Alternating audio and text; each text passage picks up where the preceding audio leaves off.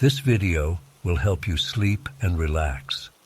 But before we begin, I would like to know which city you're from and what time you're watching this. Now, subscribe to the channel, relax, and let's begin. The first day started off normally enough. I set out early in the morning from a small trailhead, my backpack loaded with supplies. The weather was perfect, cool and crisp, with a light breeze rustling through the trees. As I hiked deeper into the wilderness, I felt a sense of peace wash over me. This was exactly the escape from civilization I'd been craving. But as the day wore on, an uneasy feeling began to creep in. Maybe it was the increasing isolation, or the way the dense forest seemed to close in around the narrow trail.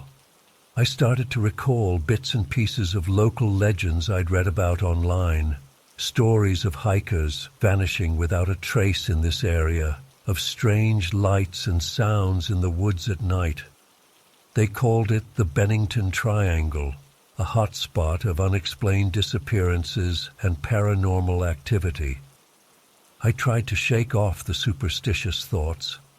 After all, I was an experienced hiker, and these were just silly campfire tales.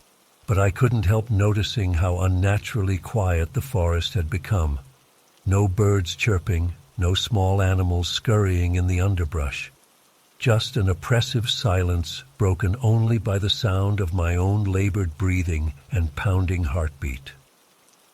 As afternoon faded into evening, the trail seemed to grow more overgrown and difficult to follow. Gnarled roots and jagged rocks appeared to deliberately impede my progress. The trees pressed in closer, their branches reaching out like grasping fingers. More than once I stumbled, nearly twisting an ankle on the treacherous terrain. Checking my map and GPS, I realized with growing alarm that I was far off course from where I should be. How was that possible? I'd been meticulously following the marked trail all day. But now I found myself in a section of wilderness that didn't match any of my maps or guidebooks. Panic started to set in as I realized how lost I truly was. The fading daylight cast long shadows, transforming familiar shapes into leering monsters. Every snapping twig or rustle of leaves sent a jolt of terror through me. I quickened my pace, desperate to find a clearing or landmark I recognized. That's when I first heard it, a low, guttural growl coming from the dense undergrowth to my left. I froze in place, straining my ears. It couldn't be a bear or mountain lion. The sound was unlike anything I'd ever heard before. My mind raced with possibilities, each more terrifying than the last. I broke into a run, no longer caring about following the trail. Branches whipped at my face as I crashed through the underbrush. The otherworldly growling grew louder, seeming to come from all around me now. In my blind panic, I lost my footing on a steep slope and went tumbling down, my backpack spilling open. Dazed and battered, I scrambled to gather my scattered gear. That's when I noticed strange symbols carved into the trunks of the surrounding trees. Crude, alien-looking glyphs that made my skin crawl. They seemed to glow faintly in the gathering darkness, pulsing with an evil energy. My hands shaking uncontrollably, I managed to get most of my supplies back in the pack. But as I reached for my flashlight, my fingers brushed against something warm and wet in the leaf litter. I recoiled in horror as I realized it was a chunk of raw, bloody meat, and it was fresh. That was all it took to send me sprinting again, leaving the rest of my gear behind. Pure adrenaline and terror propelled me forward as I fled blindly through the pitch-black forest. Branches tore at my clothes and skin. Unseen things skittered and howled in the darkness all around. I don't know how long I ran or how far.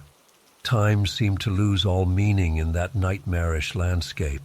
My lungs burned and my legs felt like jelly, but still I pushed on, driven by primal fear. The growling pursuit never lessened, always right at my heels. Just when I thought I couldn't go on any longer, I burst out of the tree line into a small meadow bathed in moonlight. In the center stood a dilapidated old cabin, barely more than a shack, really. But in that moment it looked like salvation itself. I staggered to the door and yanked it open, throwing myself inside and slamming it shut behind me. For several long minutes I huddled there in the dark, gasping for breath, listening for any sign of pursuit. But there was only silence. As my eyes adjusted to the gloom, I took in my surroundings. The cabin was bare and obviously long abandoned, with gaps in the walls letting in the chill night air. But it felt blessedly safe compared to the malevolent forest outside. I don't remember falling asleep, but I must have passed out from sheer exhaustion. When I opened my eyes again, early morning sunlight was streaming through the cracks. For a moment I thought perhaps it had all been a terrible nightmare. But the cuts and bruises covering my body were all too real. Gathering my courage, I cautiously opened the cabin door and peered outside. The meadow looked peaceful and perfectly ordinary in the daylight. There was no sign of the horrors I'd experienced, no strange carvings on the trees. Had I imagined it all in my panic? Still wary, I made my way back in the direction I thought I'd come from. To my immense relief, I soon found a marked trail that led me back to civilization. When I finally reached my car at the trailhead, I broke down sobbing with relief. To this day, I can't explain what happened to me in those woods. I've pored over maps trying to figure out where I ended up, but that section of forest seems to defy logic and geography. I've never been able to find that cabin again either. All I know is that something evil lurks in the Green Mountains. Whether it's ghosts, monsters, or some malevolent force beyond human comprehension, I can't say. But I'll never set foot in those woods again as long as I live. Some places are not meant for mortals to tread, and some mysteries are better left unsolved. I still have nightmares about that growling pursuit in the darkness. Sometimes I wake up in a cold sweat, certain I can hear that sound again outside my window. And on quiet nights, I swear I can still see those alien symbols burned into my mind, glowing with unholy light. If you're planning a hike in Vermont, take my advice. Stick to the well-traveled paths and don't venture off alone. You never know what's waiting in the shadows, hungry for unwary travelers. The Bennington Triangle is all too real, and it nearly claimed me as its latest victim. I consider myself lucky to have escaped with my life and sanity intact. Others haven't been so fortunate. So remember my story, and be careful out there in the wilderness. Not all who wander are lost, but some places actively want you to lose your way. And once you do, you may never find your way back again.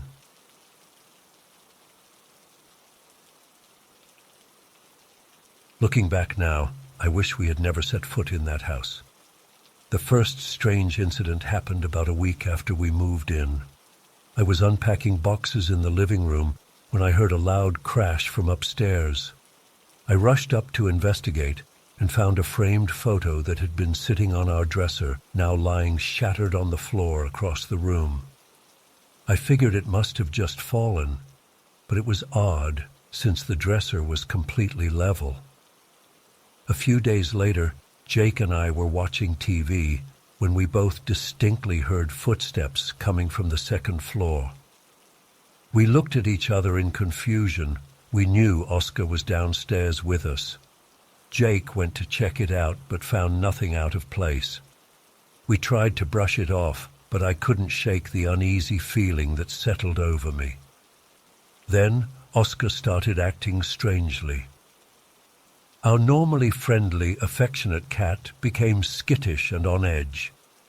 He would stare intently at empty corners of rooms, his tail puffed out. Sometimes he would suddenly bolt as if something had scared him, even when Jake and I couldn't see or hear anything unusual.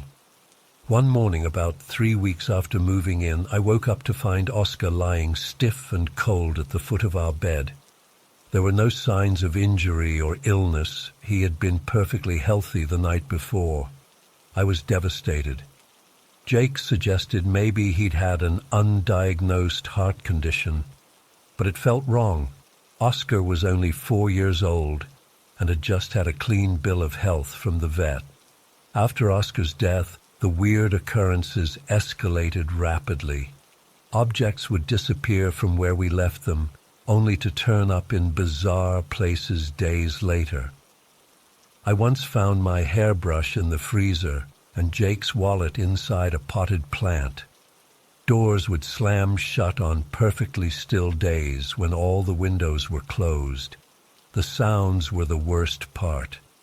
In addition to the phantom footsteps, we'd hear knocking on the walls, scratching noises from inside the closets, and sometimes even faint whispering that seemed to come from everywhere and nowhere at once.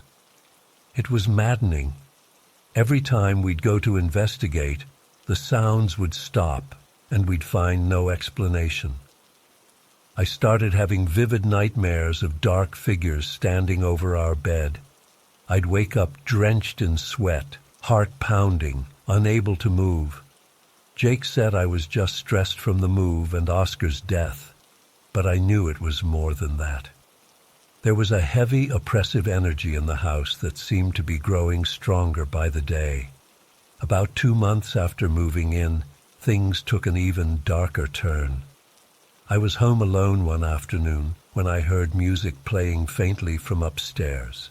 It sounded like an old-fashioned music box or snow globe tune. Confused, I went to check it out. As I climbed the stairs, the music got louder. It was coming from the spare bedroom we used for storage. I pushed open the door and froze. Sitting in the middle of the floor was a snow globe I'd never seen before. It depicted a quaint little village scene. The globe was spinning slowly on its base, tinny music emanating from it. I felt the blood drain from my face as I watched it, knowing with absolute certainty that this object had not been there that morning. I approached it cautiously, half expecting it to shatter or explode. When nothing happened, I picked it up with trembling hands.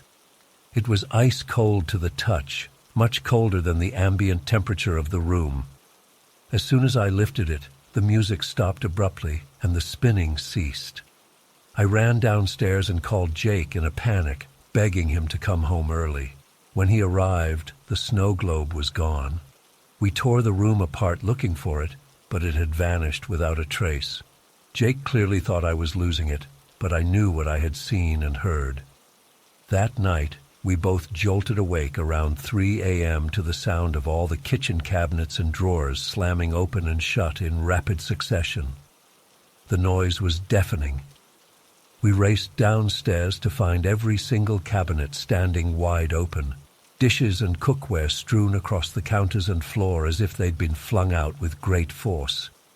As we stood there in shock, we watched in horror as a butcher knife lifted itself out of the knife block and hovered in midair, pointing directly at us. Jake grabbed my arm and yanked me toward the front door. We spent the rest of the night in our car, too terrified to go back inside.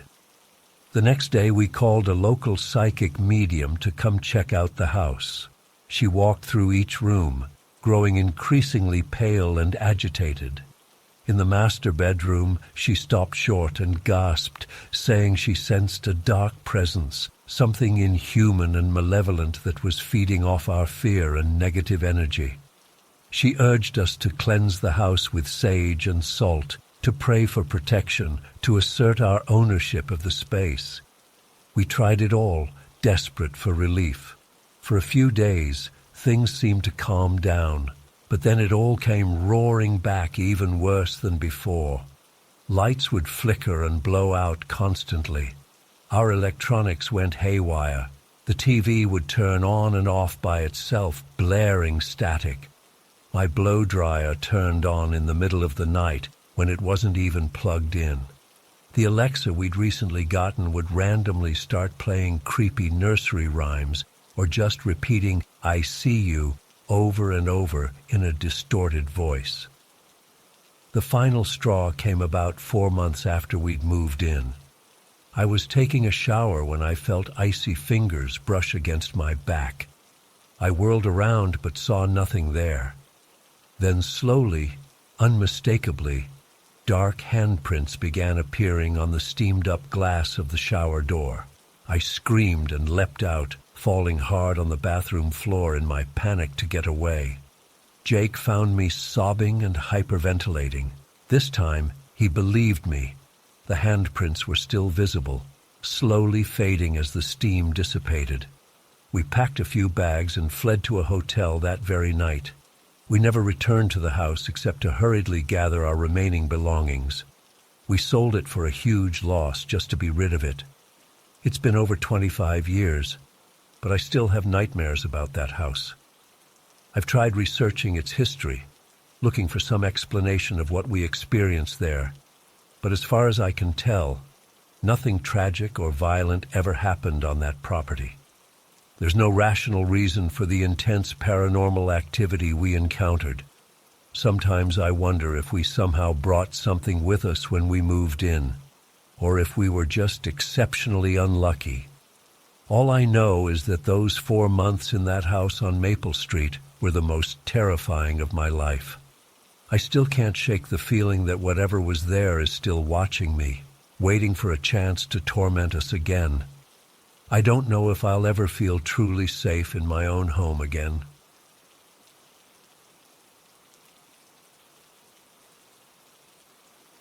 I never believed in the paranormal until that summer when I was 16. My parents had gone on a 3-week trip to Europe, leaving me alone in our old Victorian house for the first time. At first, I was thrilled about the freedom, but looking back, I realized how vulnerable I was, struggling with depression, acting out at school, and feeling completely lost. The strange occurrences started small. I'd wake up to find cabinets open that I was sure I'd closed the night before. Objects would be slightly out of place, as if someone had been moving things around while I slept. I tried to rationalize it away, telling myself I was just being forgetful or paranoid. But then came the footsteps. I was up late one night, scrolling mindlessly on my phone, when I heard it. The unmistakable sound of footsteps creaking across the attic floor above my bedroom. My heart started racing. I knew I was alone in the house. I lay there frozen, barely breathing, as the slow, deliberate steps moved from one end of the attic to the other. After what felt like hours, I finally worked up the courage to investigate. I crept up to the attic with a flashlight, my hands shaking so badly I could barely hold it steady. But when I flung open the door, the attic was empty and still. No sign that anyone or anything had been up there. I tried to convince myself it was just the old house settling. But deep down, I knew that wasn't true. Whatever I had heard walking around up there wasn't natural. The next night, it happened again. And the night after that. Always starting around 3 a.m., always the same slow, methodical footsteps pacing back and forth. I started sleeping with my light on, too terrified to face the darkness. But the footsteps were just the beginning. One afternoon, I was in the kitchen making a sandwich when I heard a voice whisper right in my ear, "He's coming." I whirled around, but there was no one there. The voice had been so clear, so close. It was a woman's voice, soft and breathy, but ice cold. I ran out of the house and didn't come back until it was dark out. I felt like I was losing my mind. Was I hallucinating? Having some kind of mental breakdown? But it felt so real. Things escalated quickly after that. Objects started moving on their own, not subtly like before, but violently. I'd be sitting on the couch and suddenly a book would go flying across the room. Picture frames would fall off the walls. Once, every single drawer and cabinet in the kitchen flew open simultaneously with a deafening bang. I was beyond terrified at this point. I begged my parents to come home early, making up some excuse about being sick. But they were in the middle of their dream vacation and brushed off my concerns. I was too embarrassed to tell them the real reason, that I thought our house was haunted. They'd never believe me, so I was stuck there, trapped in this nightmare. I started avoiding sleep, staying up all night with every light in the house blazing. But sleep deprivation only made things worse. I'd catch glimpses of shadowy figures out of the corner of my eye. Sometimes I'd hear faint whispering or crying coming from empty rooms. The worst incident happened about a week before my parents were due to return. I was in the bathroom, splashing cold water on my face, trying to wake myself up. When I looked up into the mirror, my heart stopped. Standing behind me was a woman with long, tangled black hair. Her skin was deathly pale, and her eyes were completely white, no pupils or irises, just blank white orbs staring at me. I screamed and spun around, but there was nothing there. When I looked back at the mirror, my reflection was alone again. But I could still feel her presence, like icy fingers trailing down my spine. After that, I refused to look in any mirrors or reflective surfaces. I was sure she was always there, watching me, waiting to reveal herself again. The paranormal activity seemed to feed off my fear and negative emotions. The worse I felt mentally, the more intense and frightening the occurrences became. It was like the house was amplifying all my inner turmoil and projecting it outwards in terrifying ways. I started having vivid nightmares of being chased through the house by the dark-haired woman. I'd wake up in a cold sweat, tangled in my sheets, unsure if I was truly awake or still dreaming. The line between reality and nightmare had become hopelessly blurred. In a desperate attempt to make it stop, I tried talking to whatever was haunting me. One night, alone in my room, I spoke out loud, "Please just leave me alone. I can't take this anymore." To my shock, I got a response. That same woman's voice I'd heard before whispered, "But you invited us in. Your pain called to us." I broke down sobbing, overwhelmed by fear and confusion. What did that mean? How had I invited this terror into my life? As my emotional state deteriorated, so did the house itself. The air grew heavy and oppressive, like trying to breathe underwater. The walls seemed to pulse with malevolent energy. At times I swore I could hear the house itself groaning and creaking, as if it were alive. One night, in a fit of desperate rage, I started smashing things. I swept everything off my desk, shattered picture frames, punched holes in the wall. As my anger peaked, the entire house began to shake violently. Books flew off shelves, furniture toppled over, light bulbs exploded in showers of sparks. It was like my emotions were causing a localized earthquake. When I finally collapsed to the floor, spent and sobbing, everything went eerily still. The oppressive atmosphere lifted slightly, as if the house was satisfied with my outburst of destruction. In that moment of quiet, I had a moment of clarity.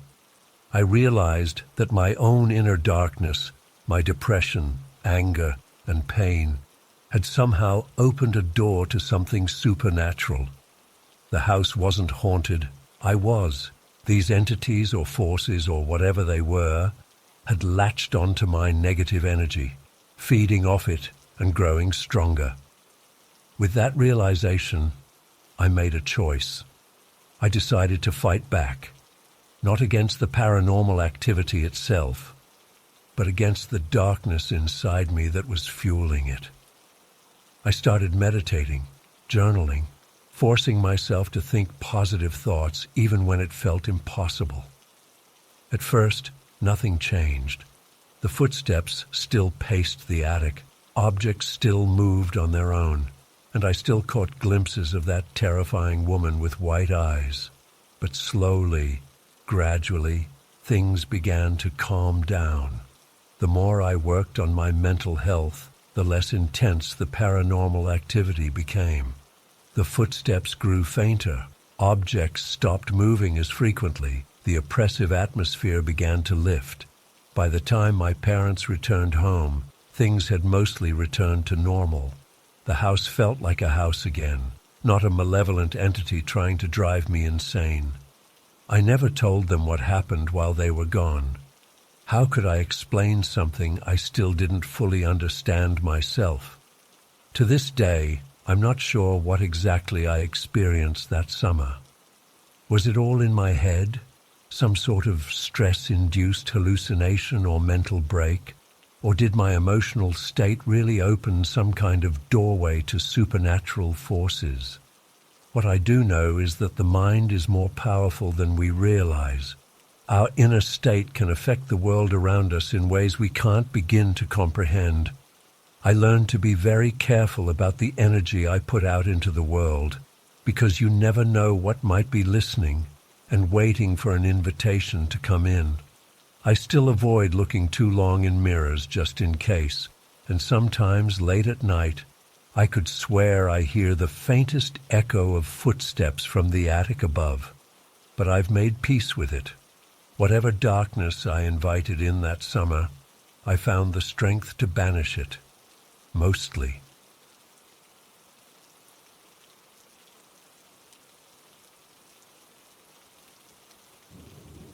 The workday dragged on endlessly, as it always did.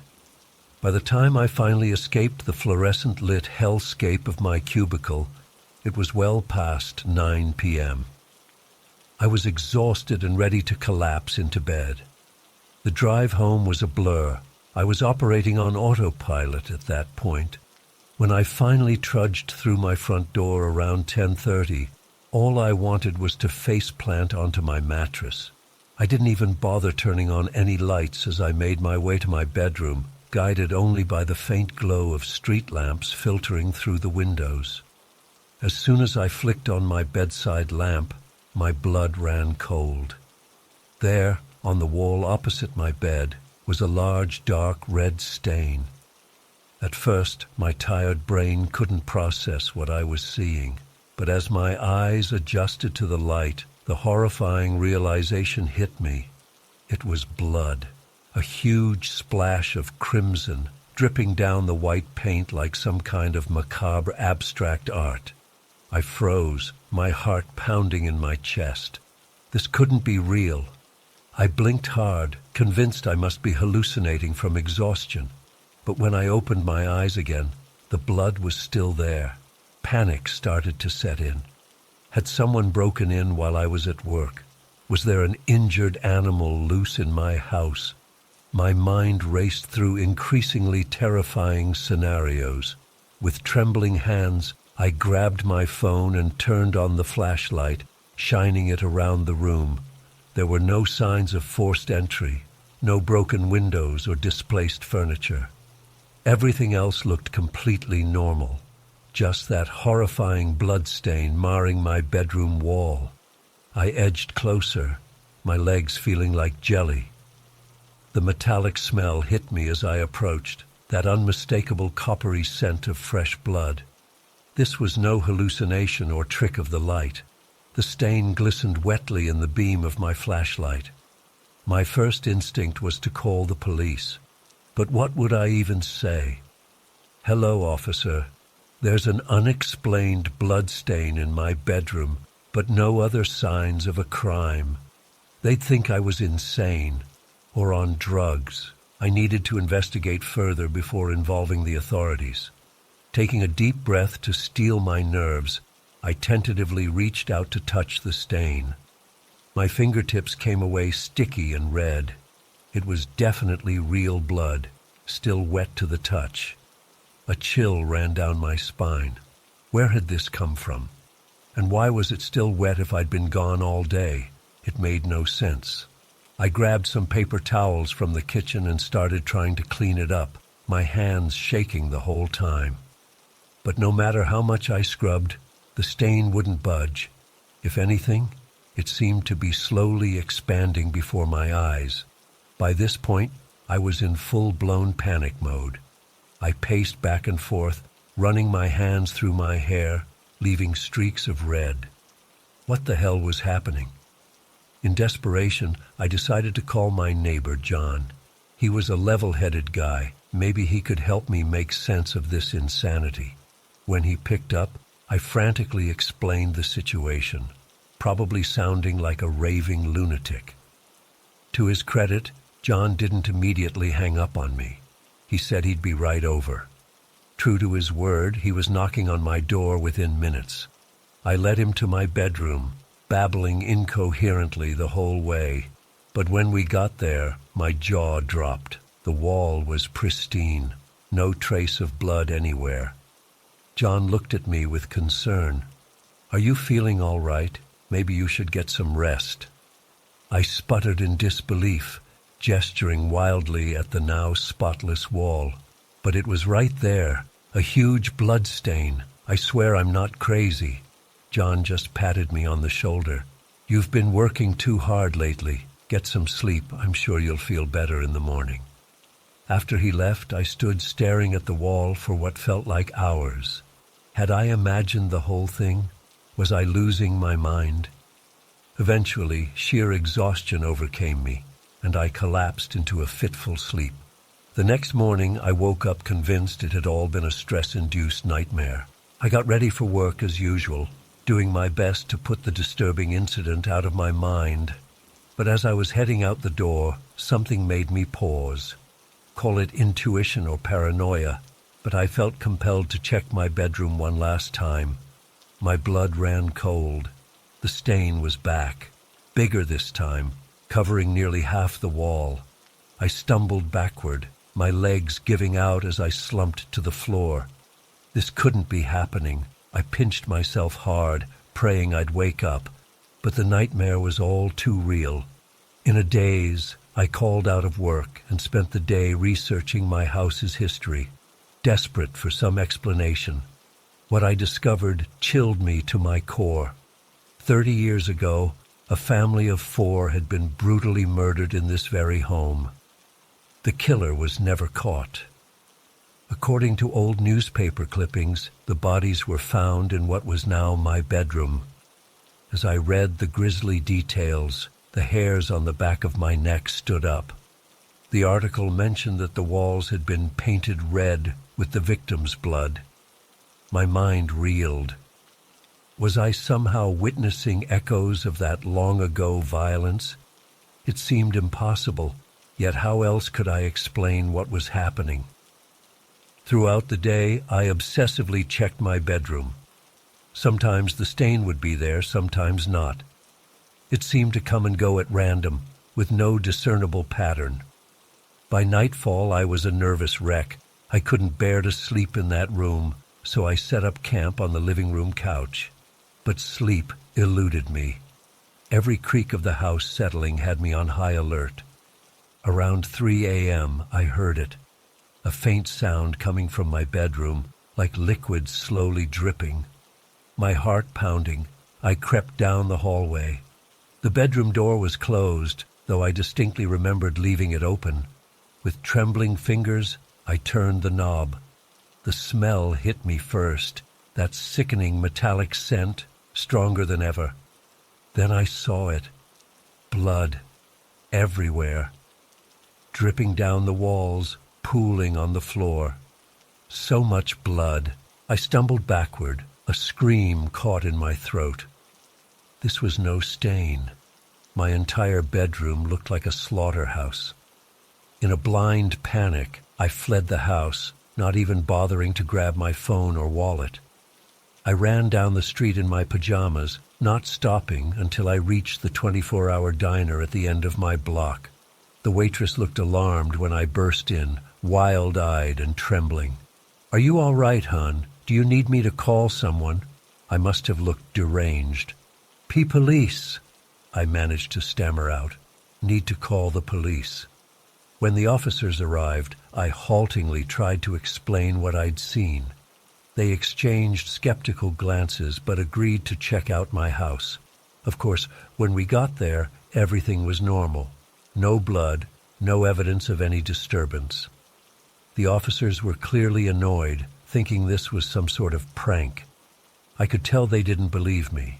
Hell, I barely believed myself at this point. Was I going insane? Having some kind of psychotic break? In the days that followed, I stayed with a friend, too terrified to return home. I saw a doctor, half hoping they'd find a brain tumor or something to explain my apparent hallucinations. But all my tests came back normal. Eventually, I had to go back.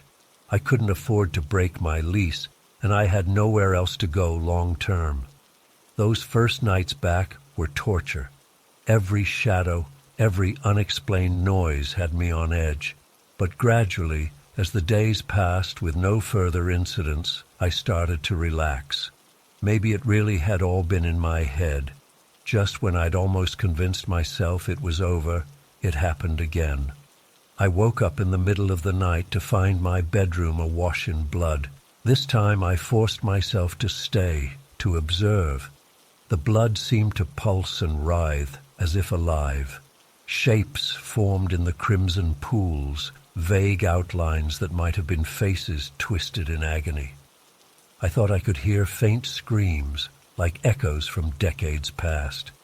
And then, as quickly as it appeared, it was gone. The walls pristine once more, no trace left behind. This has become my new normal. The incidents are unpredictable. Sometimes I'll go weeks without seeing anything. Other times it happens multiple nights in a row. I've stopped trying to explain it or prove it to others. I simply endure. I've researched every paranormal and scientific theory I can find, but nothing quite fits. Is it some kind of time slip? Residual energy from that long-ago tragedy? Or am I simply losing my grip on reality? All I know is that I'm trapped here, a reluctant witness to events I can't explain or escape. Every night when I go to sleep, I wonder, will this be the night the blood returns? And one day, will I find myself pulled into whatever nightmare realm it comes from, never to return? If you're reading this, please, someone believe me. I'm not crazy. I'm just living in a house where the walls sometimes bleed, and I don't know how much longer I can take it.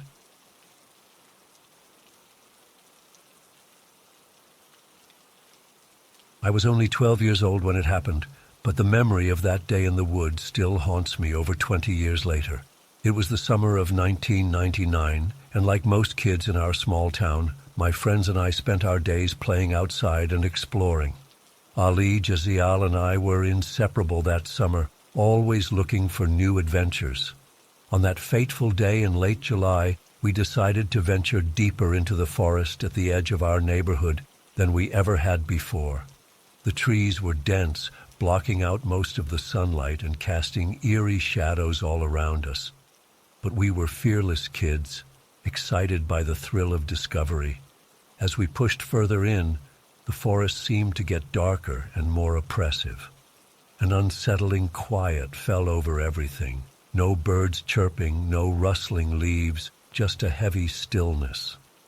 Ali and Jazeel started to get nervous, whispering about turning back. But I was determined to press on, curiosity overriding my growing sense of unease. "Come on, don't be babies," I teased them. "Let's go just a little further." They reluctantly agreed, but after another few minutes of walking, Ali suddenly stopped short. "Did you hear that?" she whispered, eyes wide. We all fell silent, straining our ears. At first I heard nothing, but then a faint snapping of twigs, like footsteps, somewhere off to our right. "It's probably just a deer or something," I said, trying to sound braver than I felt, but my heart was racing. "I don't like this," Jazeel said. "Let's go back." This time I didn't argue. We turned to retrace our steps, moving quickly and quietly. But after walking for what felt like ages, nothing looked familiar. The trees all blended together, and I realized with growing panic that we were lost. "Do you guys recognize anything?" I asked, my voice shaking slightly. They both shook their heads, fear evident on their faces. We huddled closer together, unsure which way to go. That's when we heard it again. Distinct footsteps, closer this time. And they were definitely not animal steps. "Run!" Allie screamed, and we took off sprinting through the trees. In the chaos and confusion, we got separated. I ran blindly, branches whipping my face and arms as I stumbled through the underbrush. I could hear Ali and Jazil's voices fading into the distance as I veered off in a different direction. Finally, I had to stop, doubling over and gasping for breath. When I looked up, my blood ran cold. Standing about 20 feet away was a boy, maybe 10 or 11 years old. But something was terribly wrong. He was dressed in old-fashioned clothes, short pants with suspenders, a collared shirt, and leather shoes that looked like they were from the 1940s. His skin was deathly pale, almost translucent, but it was his eyes that made me want to scream. They were completely white, no irises or pupils, just blank orbs staring at me. I stood frozen in terror as the boy cocked his head to the side, studying me. Then his mouth stretched into an unnatural grin, far too wide for his face. When he spoke, his voice was oddly hollow and echoing. "Come play with me. I've been so lonely here all alone." He took a step towards me, arms outstretched. I finally found my voice and let out a blood-curdling scream, turning to run as fast as I could. Branches tore at my clothes and skin, but I didn't slow down. I could hear rapid footsteps behind me, getting closer and closer. "Don't leave me," the boy's eerie voice called out. "I just want a friend." I ran harder than I ever had in my life, tears streaming down my face. My lungs were burning and my legs felt like jelly, but pure adrenaline and terror kept me going. Just when I thought I couldn't run another step, I burst out of the tree line into my neighborhood. I didn't stop running until I reached my house, slamming the door behind me and collapsing on the floor in hysterics. My mom came running, asking what was wrong, but I was crying too hard to speak. It took nearly an hour for me to calm down enough to tell her what happened. She called Allie and Jazil's parents in a panic, but to my shock, they said the kids were safe at home. Apparently, they had made it out of the woods much earlier and assumed I was right behind them. My mom tried to convince me it was just my imagination running wild, that I'd gotten lost and scared in the woods. But I knew what I saw was real. That boy was not human. For weeks after, I had terrible nightmares about those blank white eyes and that horrifying grin. I refused to go anywhere near the woods, no matter how much my friends begged me to come exploring again. The fear slowly faded over time, but I never forgot. To this day, over 20 years later, I still avoid heavily wooded areas. The rational part of my brain tells me it was just a trauma-induced hallucination brought on by fear and exhaustion. But deep down, I know the truth. Something unnatural was in those woods that day. Something that wanted to lure me in and keep me there forever. I often wonder if any other kids have encountered that ghostly boy over the years. Has he been waiting there all this time, hoping for a new playmate? The thought still sends chills down my spine. Sometimes late at night, when the house is quiet and dark, I swear I can hear a faint voice calling from the direction of the forest. "Come play with me. I'm so lonely." In those moments, I squeeze my eyes shut and tell myself it's just the wind. But a part of me will always wonder, what if I had taken his hand that day? Where would he have led me? It's a question that will haunt me for the rest of my days. I've never told anyone else the full story of what happened. Even now, typing this out anonymously online, my hands are shaking, but I felt compelled to share, to warn others. If you're ever exploring the woods and come across a pale boy in old-fashioned clothes, don't stop. Don't look into his eyes, just run, and don't look back. Some things in this world are better left alone.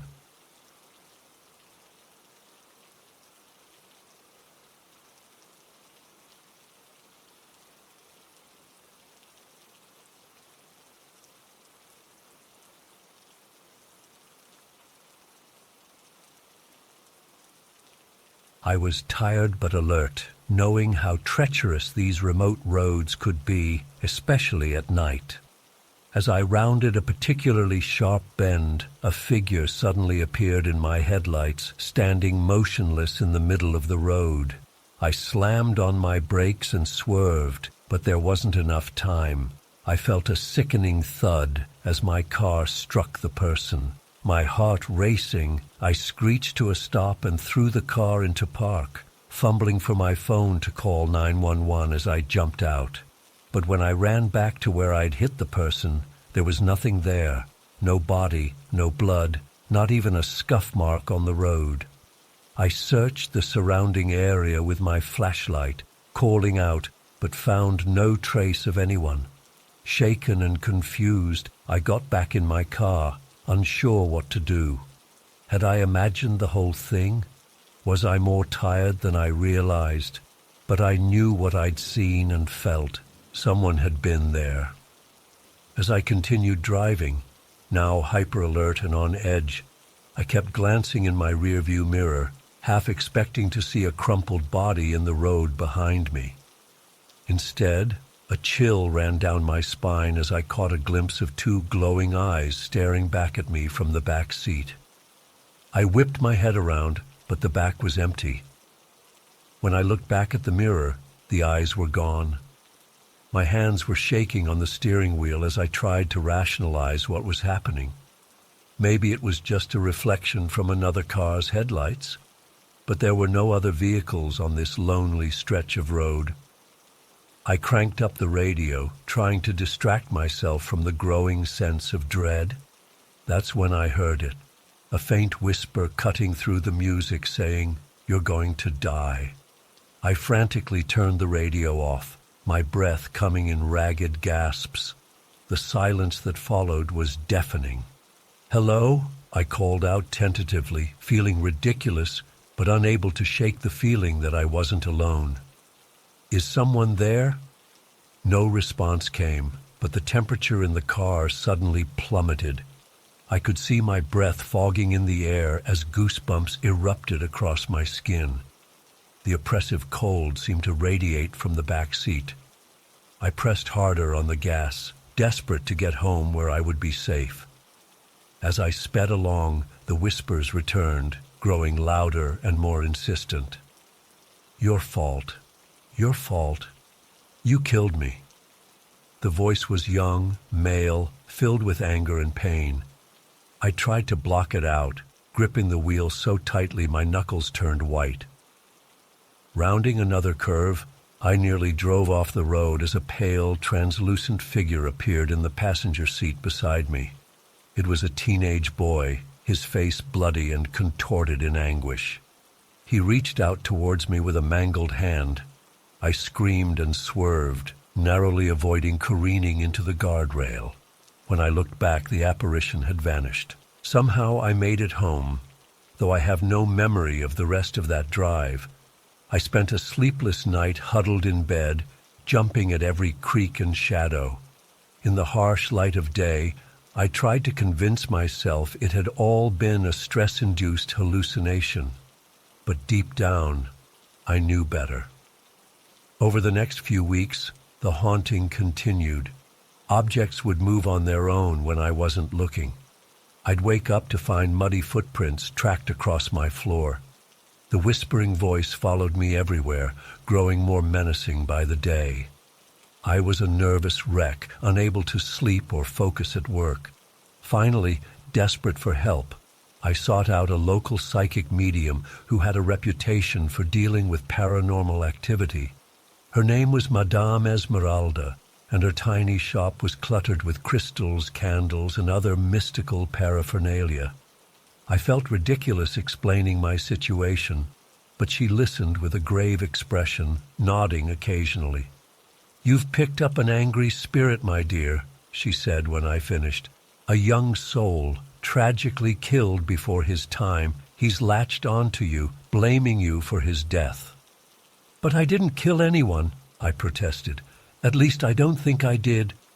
Madame Esmeralda closed her eyes, lifting her hands as if sensing something in the air. "I'm getting an image. A curve in the road, screeching tires. He was just a boy, walking home late at night. The driver never stopped." A chill ran through me as I remembered that night on the mountain road. Had I actually hit someone and somehow blocked it out? The thought made me sick. "What can I do?" I asked desperately. "How do I get rid of this spirit?" The psychic instructed me to return to the site of the accident with an offering: flowers, a candle, and a heartfelt letter of apology. She said I needed to acknowledge what had happened and ask for forgiveness in order to help the spirit move on. That weekend, I drove back up the winding mountain road, my heart pounding as I approached the fateful curve. I pulled over and set up the little memorial, lighting the candle with trembling hands. As I read my letter aloud, apologizing for the accident and expressing my deep remorse, the air around me grew cold and heavy. A spectral figure materialized before me, the same teenage boy I'd seen in my car. But this time, his expression was softer, tinged with sadness rather than rage. He nodded slowly, and I felt a wave of forgiveness wash over me. Then he faded away, leaving behind a profound sense of peace. From that day forward, the hauntings ceased. No more whispers, no more ghostly apparitions in my mirrors. I still think about that young boy often, and the tragic accident that took his life. I'll never know for certain what really happened that night on the mountain road, but I've found a measure of closure, and I hope that lost soul has too. I know many will read this and think I'm crazy or making it all up. Honestly, there are times I wish that were true. But I know what I experienced, as inexplicable as it may seem. I've learned there are things in this world beyond our understanding, and I'll never again take a dark, lonely road for granted.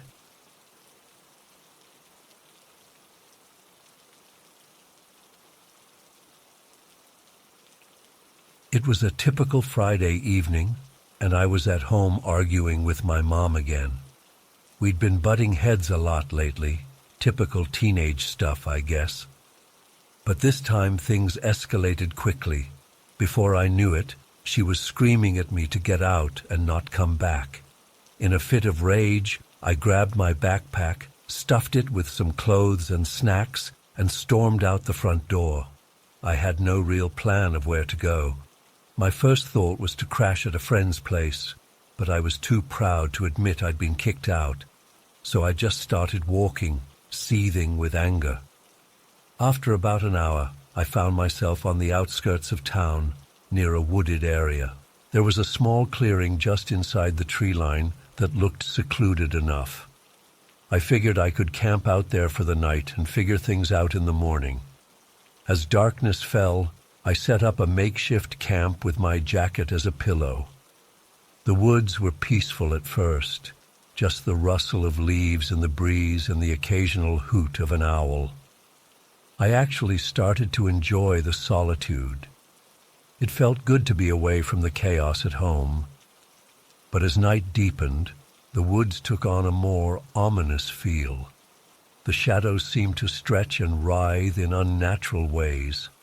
Every snapping twig made me flinch. I tried to convince myself it was just my imagination running wild, but I couldn't shake the feeling of being watched. Around midnight I heard it for the first time, heavy footsteps crunching through the underbrush nearby. My heart nearly stopped. I held my breath, straining my ears. The steps circled around my little camp, never quite coming into view. They'd stop for a few moments, then start up again in a different spot. I fumbled for my phone, hands shaking as I turned on the flashlight.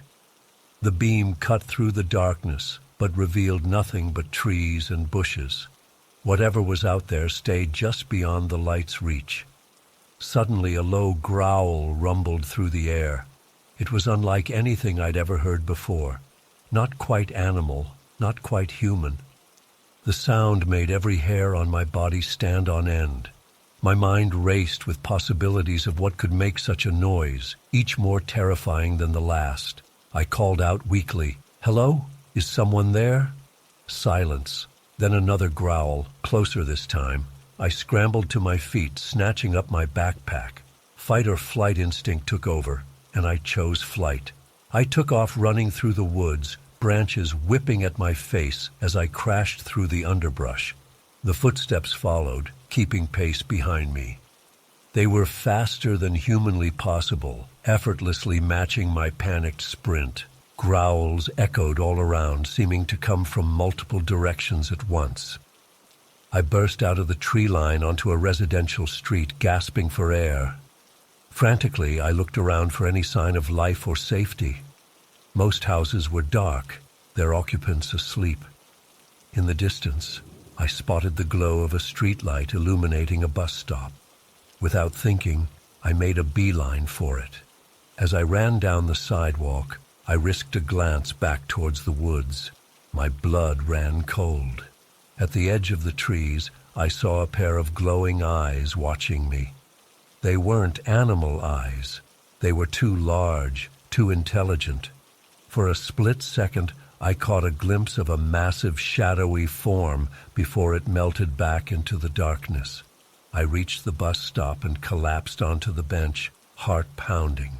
I sat there the rest of the night, jumping at every sound, terrified that whatever was in the woods would come for me. But nothing did. As dawn broke, the world slowly returned to normal. People started their morning commutes, birds began to sing. It was as if the horrors of the night had never happened. To this day, I don't know what was in those woods. I've tried researching local legends and cryptids, but nothing quite matches what I experienced. Sometimes I convince myself it was all in my head, the product of stress and an overactive imagination. But then I remember those eyes, that growl, and I know it was real. I made up with my mom and moved back home. I never told her what happened that night. How could I? She'd never believe me. Nobody would. So I keep the story to myself, a secret terror that haunts my dreams. I avoid those woods now. I don't even like driving past them. But sometimes, late at night when the wind is blowing just right, I swear I can hear that growl again, carried on the breeze.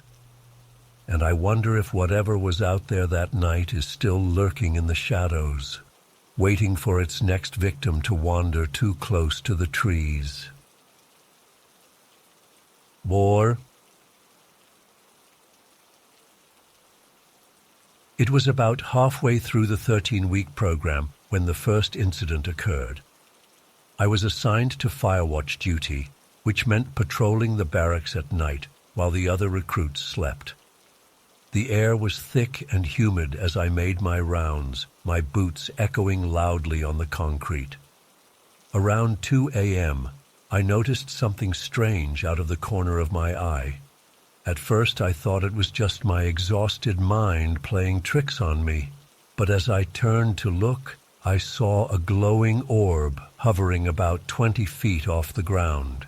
It was unlike anything I'd ever seen, about the size of a basketball, pulsing with an eerie bluish light. My heart started racing as I watched it drift slowly towards one of the buildings. I blinked hard, convinced I must be hallucinating. But when I opened my eyes, it was still there. The orb paused briefly near the roof before seemingly passing right through the ceiling and disappearing inside. I stood there frozen, unsure what to do. Should I report it? Who would even believe me? I decided to keep quiet, chalking it up to sleep deprivation and an overactive imagination. But I couldn't shake the uneasy feeling that clung to me for days after. A few weeks later, I overheard some of the other recruits whispering about seeing strange lights at night too. A chill ran down my spine as I realized I wasn't the only one. Something was definitely going on here, but none of us dared speak up officially for fear of being ridiculed or punished. The weirdness didn't stop once we graduated boot camp either. After Paris Island, I was sent to the School of Infantry at Camp Geiger to continue my training. The base was surrounded by dense forest, and we often had to do night exercises out in the woods. One evening, our squad was practicing land navigation in a remote area of the camp. The sun had long since set, leaving us in near total darkness aside from our red lens flashlights. As we trudged through the underbrush, I suddenly heard one of my fellow Marines let out a startled yelp. "Holy shit, did you see that?" he whispered urgently. "See what?" I asked, scanning the trees nervously. "There was a little girl right over there," he said, pointing with a shaky hand. "She was wearing a white dress, but she just vanished." I felt the hairs on the back of my neck stand up. Before I could respond, another Marine chimed in. "I saw her too," he said. "She was just standing there staring at us. Then she turned and walked into the woods, but it was like she faded away as she moved." A heated debate broke out among the squad. Some insisted it must have been an animal or a trick of the light. Others were convinced we'd seen a ghost. Our drill instructor eventually told us to shut up and focus on the mission. But I could tell everyone was on edge after that. Over the next few weeks, rumors spread of other recruits spotting the ghostly girl in white. She was always described the same way, young, pale, with long dark hair and a tattered dress. Some claimed to hear the faint sound of a child laughing or singing coming from the woods late at night. I never saw the girl myself, but I couldn't deny the heavy feeling of being watched whenever we ventured into the forest after dark. It was as if some presence was always lingering just out of sight. The final and most chilling incident happened during my last week at Camp Geiger. A huge thunderstorm had rolled in, pelting our barracks with sheets of rain. The power had gone out, leaving us sitting in the dark as lightning periodically illuminated the room. Most of the guys were asleep, but I was wide awake, the boom of thunder keeping me on edge. Around 3 a.m., a blood-curdling scream cut through the air. It was unlike anything I'd ever heard, raw, primal, and filled with absolute terror. I bolted upright, my heart pounding. For a split second, I thought I was dreaming, but then I realized everyone else was awake too, looking around in panic. "What the fuck was that?" someone whispered. Before anyone could answer, we heard it again. A woman's scream, so agonized it made my skin crawl. It seemed to be coming from right outside our window. We all scrambled to look outside, but the rain made it impossible to see anything in the darkness. The screaming continued, growing more frantic. It sounded like whoever it was being tortured. Our drill instructor burst in, demanding to know what was going on. When we told him about the screams, his face went pale. He ordered us to stay inside while he went to investigate. The screaming abruptly stopped. We waited in tense silence for what felt like hours. When the DI finally returned, he looked shaken. "There's no one out there," he said gruffly. "Now get back to sleep. That's an order." But none of us slept that night. How could we, after what we'd heard? In the morning, we learned that every barracks in the area had experienced the same thing. Hundreds of Marines had heard those horrible screams, Yet an extensive search of the base and surrounding forest turned up nothing. No woman in distress, no signs of any kind of struggle or crime. It was as if those agonized cries had come from thin air. To this day, I've never been able to explain what happened during my time in the Marines. The glowing orb, the ghost girl in the woods, those terrifying screams. It all defies logical explanation. I've tried to rationalize it over the years. Maybe it was just stress and sleep deprivation playing tricks on our minds, or some kind of mass hysteria brought on by the intense conditions of our training. But deep down, I know what I experienced was real. Something supernatural was at work in those military bases. I'm not a superstitious person by nature, but my time in the Marines showed me that there are things in this world that simply can't be explained. I still have nightmares about that scream sometimes. In my darkest moments, I wonder if it wasn't a woman at all, but something inhuman mimicking the sound of human suffering. The thought chills me to my core. All I know for certain is that I'll never forget those bizarre, terrifying experiences. They changed me in ways I'm still trying to understand. And sometimes, on stormy nights, I find myself tensing up, half expecting to hear that blood-curdling scream once again.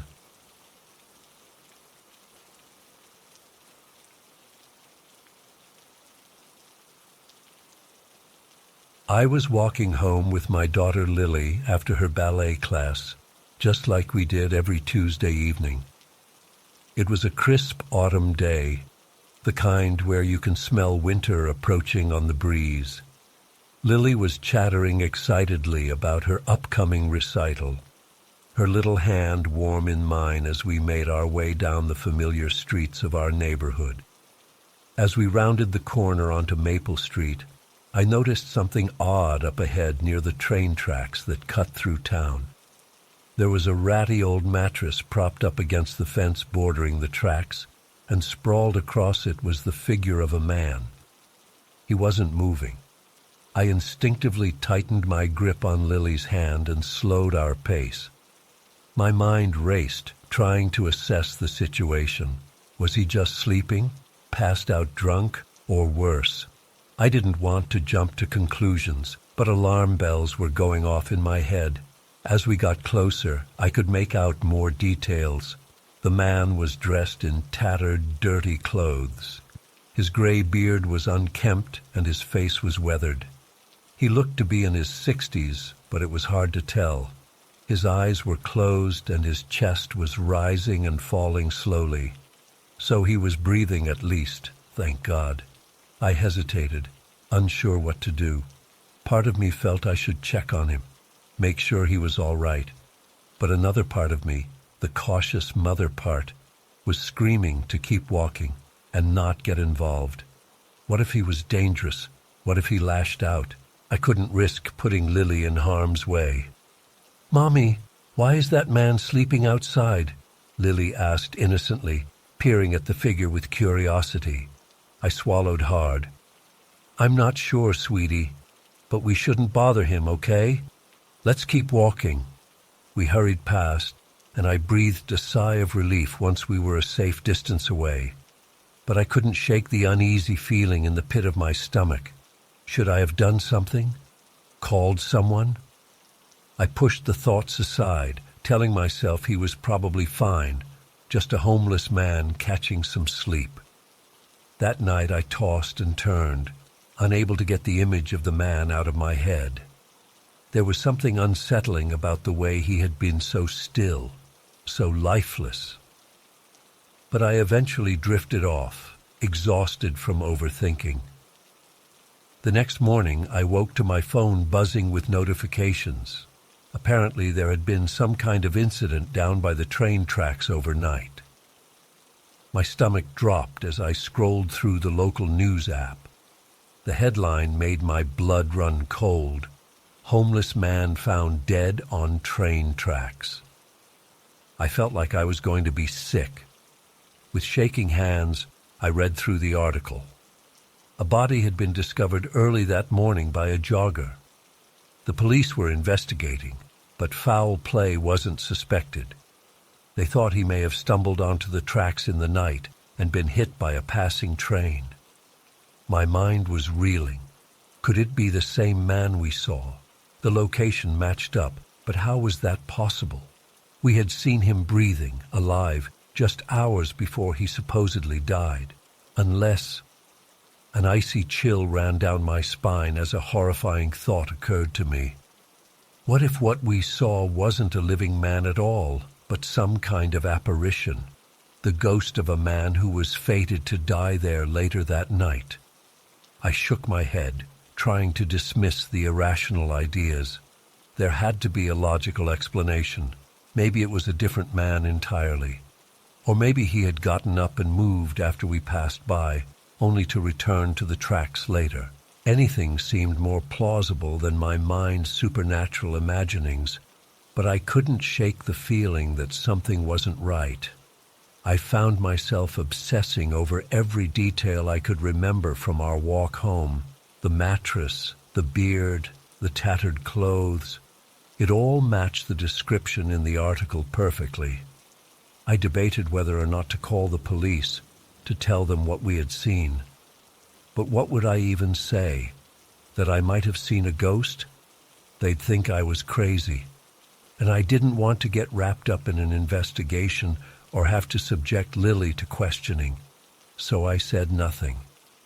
But the incident haunted me. Every time we walked past those train tracks, I felt a chill run through me. I found myself scanning the area, half expecting to see that ghostly figure again. Weeks passed, and slowly the memory began to fade. Life went on as normal, but I never quite forgot about the man on the tracks.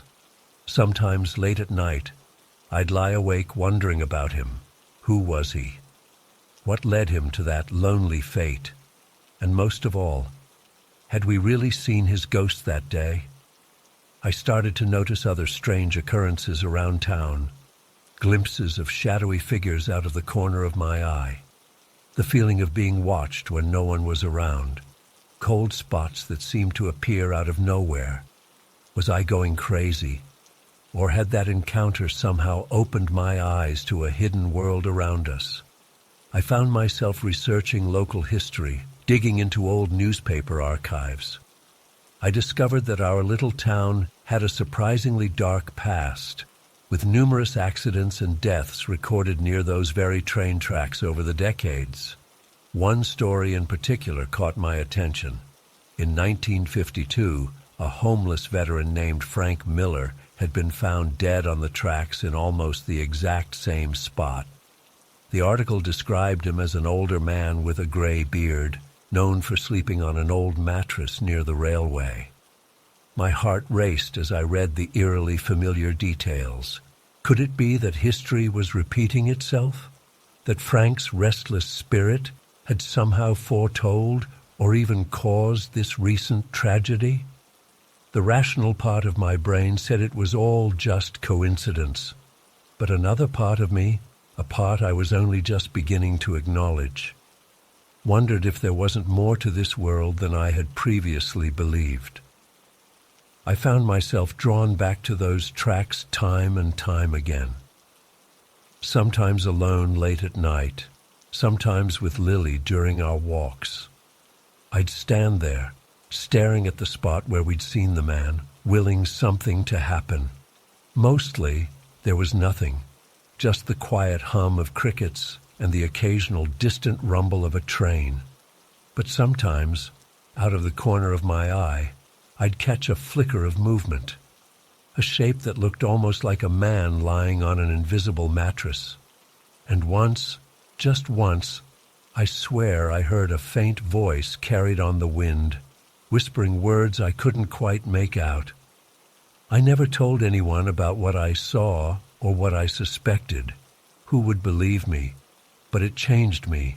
I became more aware, more in tune with the hidden currents running beneath the surface of our seemingly ordinary town. Now, whenever I pass by those tracks, I say a silent prayer for Frank, for the unnamed man who died that night, and for all the lost souls who might still linger there. And I wonder how many other ghosts walk among us, unseen and unnoticed. How many times have we brushed past the supernatural without even realizing it? I may never know the full truth of what happened that autumn evening, but one thing's for certain. I'll never look at the world quite the same way again. There are more things in heaven and earth than we can possibly imagine, and sometimes, if we're paying attention, we catch a glimpse of them. I had always loved visiting my grandpa's place in the countryside. The fresh air, the wide open spaces, the sense of freedom. It was all so different from my usual suburban life.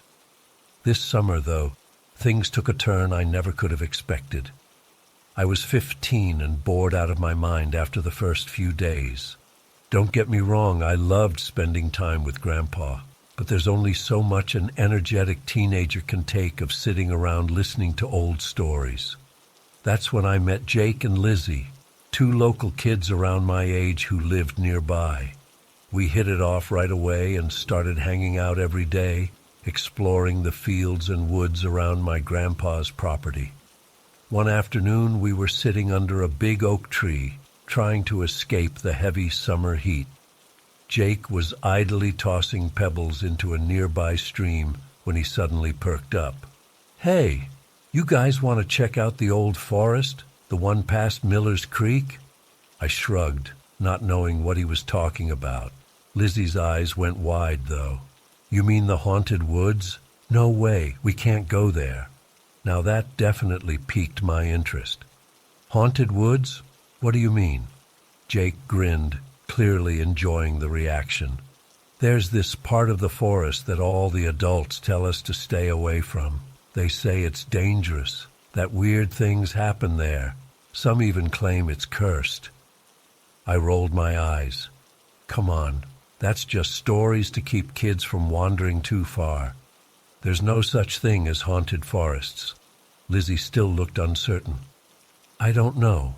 My mom always said to never go past the creek. She gets really serious about it." "That just makes me want to check it out even more," I said, feeling a rush of excitement. "We should totally go explore it." Jake was immediately on board, his eyes lighting up with adventure. Lizzie took more convincing, but eventually gave in to our enthusiasm. We decided to go the next day, packing some snacks and flashlights just in case. The following morning we set out early, telling our parents we were going on a hike. As we approached Miller's Creek, I could feel the anticipation building. The woods didn't look any different on this side of the creek, but there was a palpable sense of crossing some kind of boundary as we hopped over the trickling water. At first, everything seemed normal. We hiked deeper into the forest, joking around and keeping an eye out for anything unusual. After about an hour, though, I started to notice something odd. The forest had gotten eerily quiet. No birds chirping, no rustling of small animals in the underbrush. Even the wind seemed to have died down. "Guys, do you hear that?" I asked, stopping in my tracks. Jake and Lizzie paused too, looking around. "Hear what?" Jake asked. "Exactly. There's no sound at all." As soon as I said it out loud, the silence became even more oppressive. It was like all the natural sounds of the forest had been sucked away, leaving us in a bubble of nothingness. Lizzie shivered. "Maybe we should head back." I was about to agree when Jake pointed ahead. "Wait, what's that?" Through the trees I could make out what looked like an old, overgrown path. Curiosity overcame my unease, and we decided to follow it. The path led us deeper into the woods, the trees growing denser and blocking out more of the sunlight. I checked my watch. We'd only been walking for about 2 hours, but it felt like the day was already growing dark. Suddenly, the path opened up into a small clearing. In the center was a pond, its surface perfectly still and black as ink. Something about it made the hair on the back of my neck stand up. "This is creepy," Lizzie whispered, voicing what we were all thinking. I took a step closer to the pond, drawn by some inexplicable urge. As I approached the edge, I could have sworn I saw something move beneath the surface.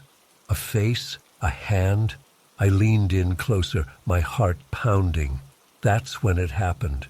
A gust of wind came out of nowhere, so strong it nearly knocked me off my feet. I stumbled back, bumping into Jake and Lizzie. When I looked up, I gasped in shock. The sky had turned pitch black.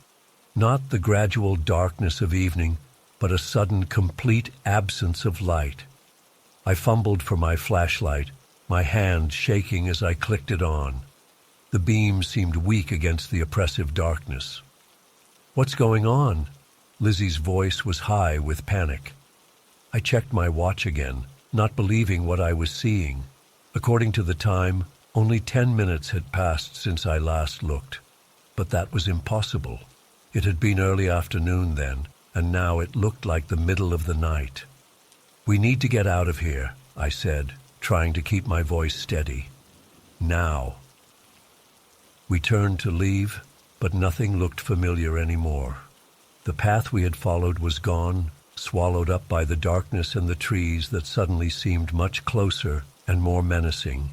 We stumbled through the woods, our flashlights casting jerky shadows as we tried to find our way back. Every sound made us jump, the crack of a twig, the rustle of leaves. More than once, I could have sworn I heard something moving just beyond the reach of our lights, but when I turned to look, there was nothing there. I don't know how long we wandered. It felt like hours, but my watch insisted barely any time had passed. We were lost, tired, and terrified. That's when we heard it, a voice calling out in the distance. "Hello? Is anyone there?" We froze, unsure whether to be relieved or more scared. The voice called again, closer this time, and I recognized it. It was my grandpa. "Here! We're over here!" I shouted, waving my flashlight. Moments later, my grandpa burst through the trees, followed by Jake and Lizzie's parents and what looked like half the town. They all looked frantic and exhausted, like they'd been searching for hours. "Oh, thank God," my grandpa said, pulling me into a tight hug. "We've been looking everywhere for you kids." As our parents fussed over us, checking for injuries and scolding us for wandering off, I tried to explain what had happened. But looking around, I realized something that made my blood run cold. It wasn't dark anymore. The sun was setting, yes, but it was clearly late afternoon, not the pitch black we had experienced just moments ago. Later, back at my grandpa's house, I overheard him talking to my parents in hushed tones. "Just like what happened to Emily all those years ago," he was saying. When they realized I was listening, my grandpa sighed and sat me down. He told me a story about a young girl named Emily who had lived in the town decades ago. She had gone swimming in a pond deep in the woods one summer day and never returned. Search parties looked for her for days, but it was like she had vanished into thin air. "Some folks say those woods are cursed," my grandpa said, his eyes distant, "that they can make time slip and slide in ways it shouldn't. That's why we tell everyone to stay away." I wanted to dismiss it as just another scary story, but after what we had experienced, I couldn't. To this day, I can't explain what happened in those woods.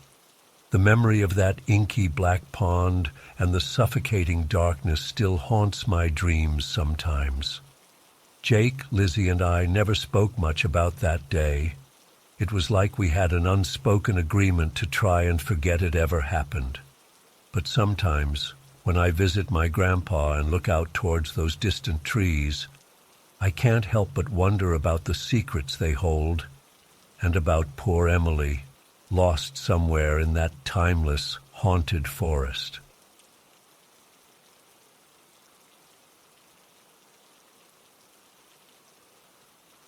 It was supposed to be a fun little adventure to celebrate the end of our senior year. My best friends Jake, Mia, and Tyler had been talking for weeks about doing a night hike in the infamous Black Star Canyon. I'd grown up hearing all the spooky stories about the place.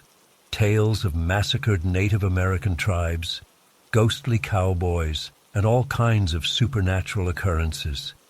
But I always brushed them off as local folklore meant to keep kids from wandering around out there at night. When they first brought up the idea, I was hesitant. Trekking through a remote canyon in the pitch black didn't sound particularly appealing or safe. But they kept pestering me, insisting it would be an unforgettable experience. "Come on, don't be such a buzzkill," Jake had said. "We've got to do something epic before we all head off to college." Eventually I caved, figuring at worst it would just be a boring hike. Looking back, I wish I'd trusted my initial instincts and stayed home that night. We set out around 10 p.m. on a moonless Friday night in late May. The air was unseasonably cool and damp as we piled into Jake's Jeep for the drive out to the canyon. Mia and Tyler were practically giddy with excitement in the back seat, while I tried to quell the nervous knot in my stomach. As we neared the entrance to the canyon, the paved road gave way to a rutted dirt path. Jake flicked on the high beams, illuminating dense walls of scrub oak and chaparral on either side. An eerie silence descended as we got further from civilization. Even the usual chorus of crickets and frogs seemed muted. We parked at a small clearing that marked the trailhead and gathered our supplies: flashlights, water, snacks, and a first aid kit that suddenly felt woefully inadequate. The inky darkness pressed in all around us as we started down the narrow trail. Our flashlight beams carved weak circles of light that barely penetrated the gloom. For the first mile or so, it was actually kind of peaceful. The gentle rush of a nearby creek and the crunch of gravel under our boots were the only sounds. But as we ventured deeper into the canyon, an oppressive heaviness seemed to settle over everything. The air grew thick and stagnant. Shadows danced at the edges of our vision. We had been hiking for maybe 45 minutes when Mia suddenly froze, gripping my arm. "Did you see that?" she whispered, pointing off to our right. I squinted into the darkness but saw nothing. "See what?" I asked. I thought I saw someone standing over there by that big oak tree, like a man in an old-fashioned hat, but he's gone now." Jake laughed it off. "Your eyes are playing tricks on you. There's nobody out here but us." We continued on, but I could tell Mia was rattled. She kept glancing nervously over her shoulder. A few minutes later, Tyler stopped abruptly, causing me to bump into him. "Guys, look," he said in a shaky voice, aiming his flashlight beam at a rusty barbed wire fence running along the edge of the trail. And there, unmistakably, was the silhouette of a man. He appeared to be wearing a wide-brimmed hat and a long duster coat, but something was off about him. His outline was blurry and semi-transparent, like a mirage. My breath caught in my throat as we all stared in shock. The figure stood motionless for several seconds, then slowly turned its head toward us. I caught a glimpse of glowing red eyes before it abruptly vanished. "Holy shit," Jake muttered. "Tell me you all saw that too." We nodded mutely, too stunned to speak. Part of me wanted to believe it was just a trick of the light or our overactive imaginations. But deep down, I knew we had all witnessed something impossible. With nervous laughter, we tried to shake off the encounter and pressed onward. But the feeling of being watched was overwhelming now. Every rustle in the underbrush, every shadow seemed menacing. We had gone perhaps another quarter-mile when Mia let out a blood-curdling scream. We whirled around to see her clawing frantically at her back. "Something's on me," she shrieked. "Get it off!" Jake rushed to her aid, shining his light on her back. There was nothing there that we could see. But as Mia lifted her shirt, angry red welts were rapidly appearing on her skin. 3 distinct parallel scratches ran from her shoulder blade down to her lower back. "What the hell?" Tyler exclaimed. "How did that happen?" Mia was hyperventilating now, tears streaming down her face.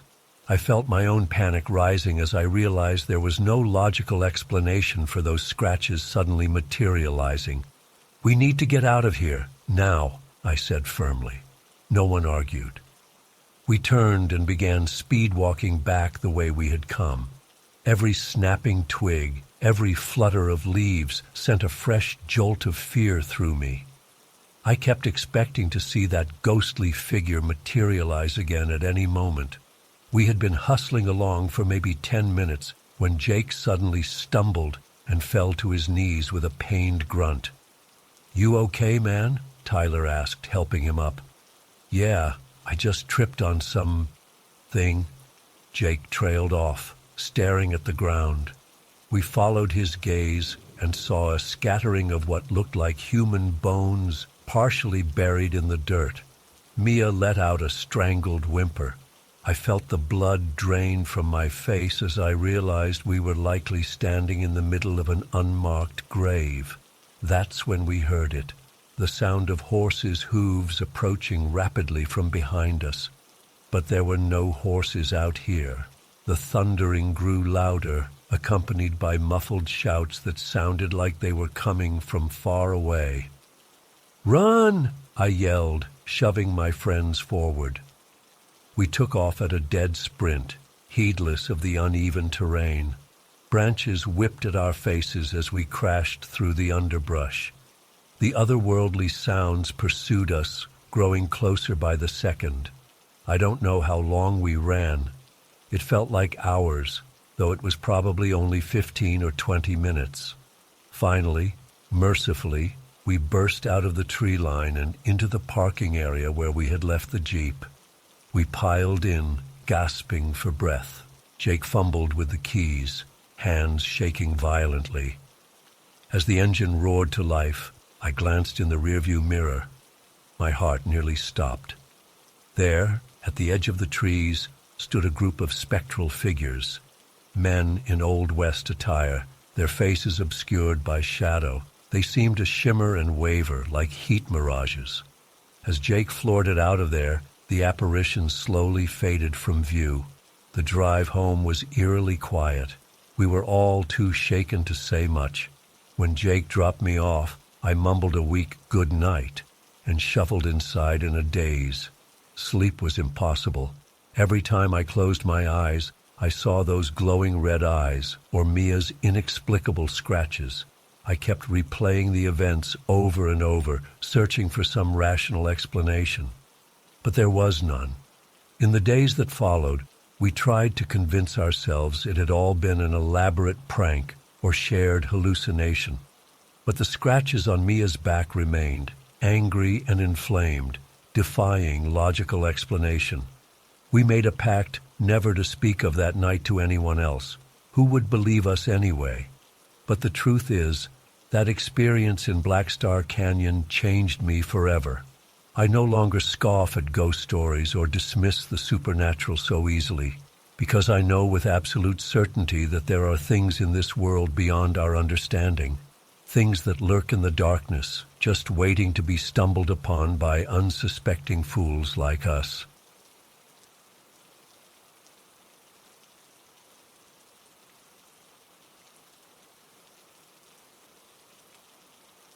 My Uncle John had passed away suddenly from a heart attack.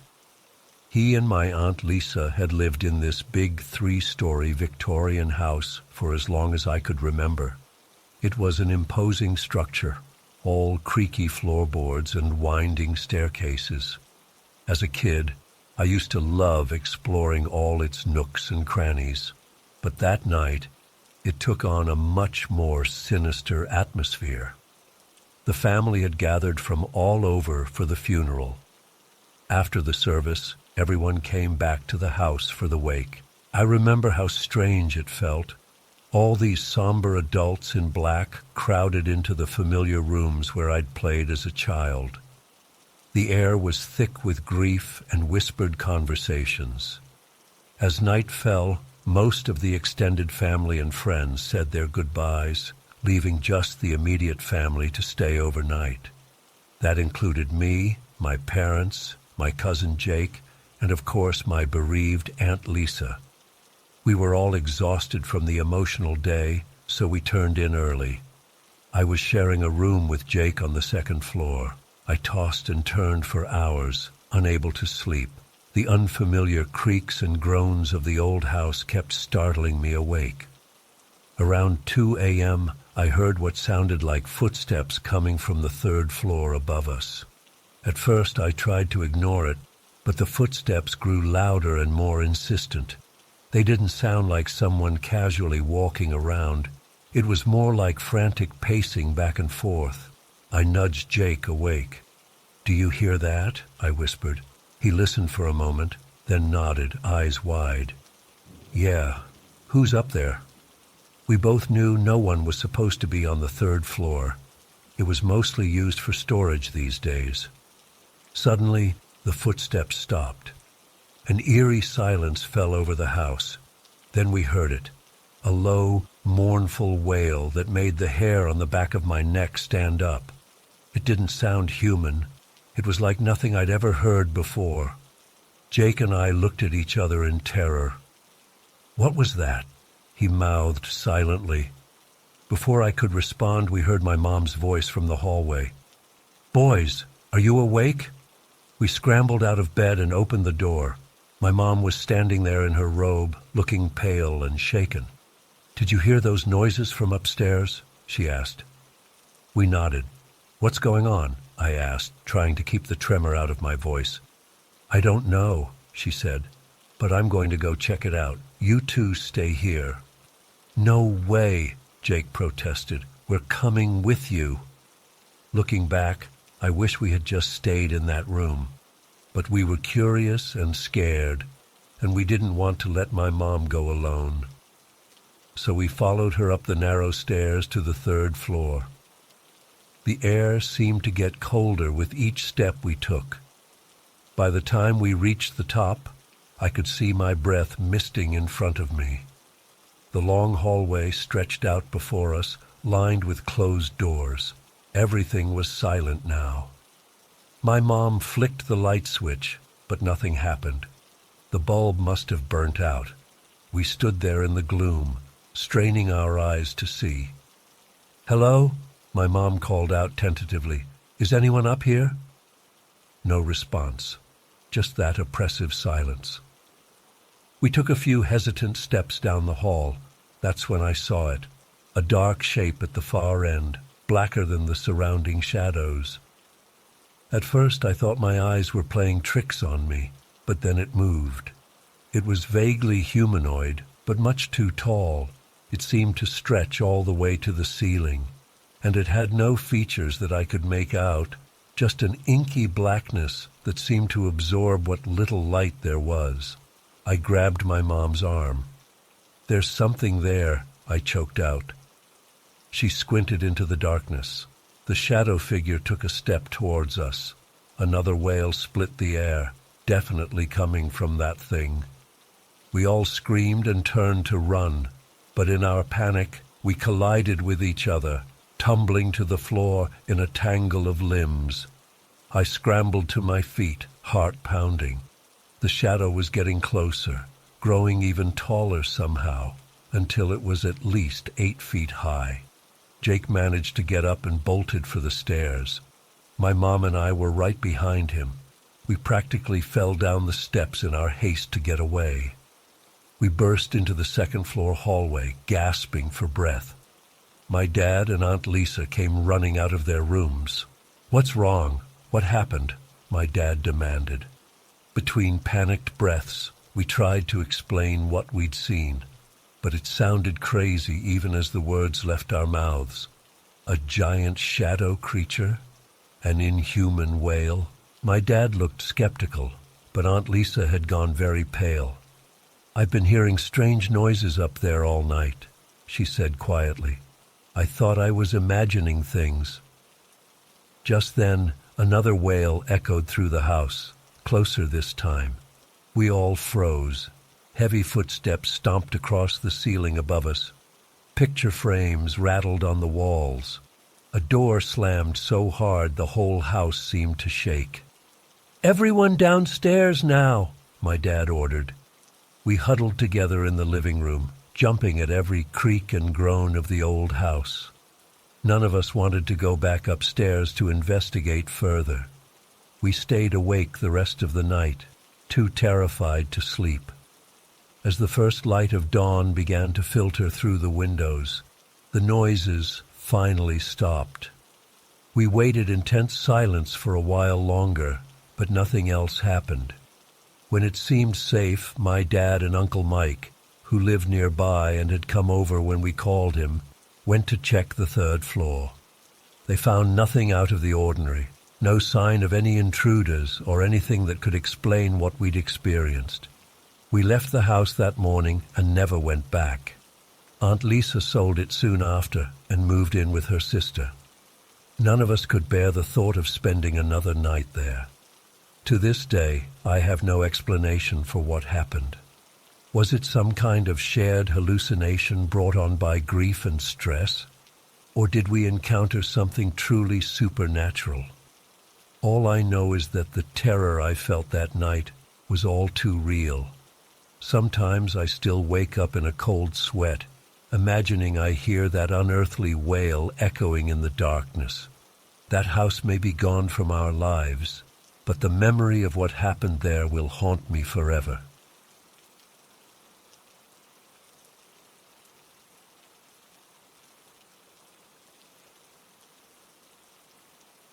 It was a Friday evening, and Annie had gone to bed early because she wasn't feeling well. I decided to stay up and read for a while in the living room. I was curled up on the couch with a good book, enjoying the peaceful silence. The only light came from my reading lamp.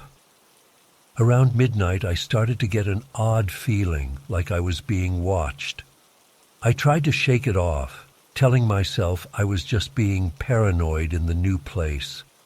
But the sensation grew stronger. The hairs on the back of my neck stood up. I slowly lowered my book and looked around the room. That's when I saw it. In the far corner of the ceiling, there was a dark shape. At first, I thought it was just a shadow, but as my eyes adjusted, I realized it was some kind of figure crouched there, clinging to the ceiling. It was completely black, like a silhouette with no discernible features, just a vaguely humanoid shape. I froze, not believing what I was seeing. I blinked hard, expecting it to disappear, but when I opened my eyes, it was still there. My heart started racing. I wanted to call out to Annie, but I was paralyzed with fear. The thing on the ceiling seemed to be looking right at me. I couldn't see any eyes, but I could feel its gaze boring into me. A wave of cold washed over me. The air in the room felt heavy and oppressive. Suddenly, in the blink of an eye, the figure vanished. I looked around wildly, my breath coming in short gasps. Had I imagined it? Was I going crazy? I sat completely still, straining to hear any sound of movement. After a few minutes of silence, I started to relax slightly. Maybe it had just been a trick of the light, or my tired mind playing tricks on me. I picked up my book with shaking hands, trying to calm myself down. That's when I saw movement out of the corner of my eye. I whipped my head around and caught a glimpse of that black shape darting behind the TV stand. My blood ran cold. This thing was real, and it was playing some kind of twisted game with me. I jumped up from the couch, wanting to run to the bedroom and wake Annie. But as soon as I stood, the shadow figure appeared again, this time crouched in the doorway leading to the hall. It was blocking my escape route. I stumbled backward, knocking over the lamp. The room plunged into darkness. I could hear my own ragged breathing and pounding heartbeat. The darkness felt alive somehow, closing in around me. I fumbled for my phone to use as a light. As the phone's screen lit up, I saw the figure directly in front of me, mere inches away. It was like staring into a black void. An overwhelming sense of malevolence radiated from it. I let out a strangled cry and dropped the phone. In that moment of darkness, I felt icy fingers brush against my face. I recoiled violently, tripping over the coffee table and crashing to the floor. Pain shot through my elbow and hip. I scrambled backward on the floor, desperate to get away from whatever this thing was. My back hit the wall and I curled into a ball, squeezing my eyes shut. I started muttering every prayer I could remember, pleading for this nightmare to end. The temperature in the room plummeted. I could see my breath misting in front of me. That oppressive presence pressed in on all sides. I felt like I was suffocating. Then, as suddenly as it started, it was over. The cold dissipated. The heavy atmosphere lifted. I cautiously opened my eyes to find the room normal again. The figure was gone. I sat there for a long time, afraid to move. Eventually, I worked up the courage to turn the lights on and search the apartment. There was no sign of the intruder. Annie was still sound asleep, completely unaware of what had happened. I didn't sleep at all that night. I sat vigil in the bedroom, watching over Annie and jumping at every little sound. When morning came, I tried to convince myself it had all been some kind of waking nightmare, but deep down, I knew what I had experienced was real. Over the next few days, I was a nervous wreck. I couldn't concentrate at work. I kept seeing shadows move out of the corner of my eye. At night, every creak and groan of the building sent me into a panic. Annie noticed my odd behavior and kept asking what was wrong, but I was afraid to tell her. I didn't want her to think I was losing my mind. A week after the incident, I finally broke down and told Annie everything. To my relief, she didn't laugh or call me crazy. She could see how truly shaken I was. She suggested we have the apartment blessed, just to be safe. We found a local priest who was willing to come bless the apartment. He performed a ritual, sprinkling holy water in each room and saying prayers. I'm not particularly religious, but I was willing to try anything at that point. It's been a month now since the blessing. I haven't seen the shadow figure again, but I still don't feel completely at ease in the apartment. Sometimes at night I wake up with that feeling of being watched. The bedroom will be ice cold for no reason. Objects seem to move on their own when we're not looking. Annie wants to break our lease and move, but I'm hesitant. What if this thing follows us? What if it gets angry that we're trying to leave? I don't know what to do. I'm terrified of encountering that entity again, but I'm equally scared of provoking it by trying to escape. I've started researching shadow people and other paranormal phenomena, trying to make sense of what happened. But the more I read, the more questions I have.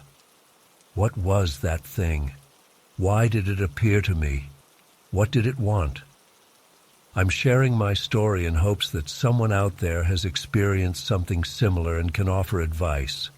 How do you go on with your life after an encounter like this? How do you ever feel safe again? I'm at a loss and desperate for answers. All I know is that I'll never forget that night and the pure terror of coming face to face with something that should not exist in our world.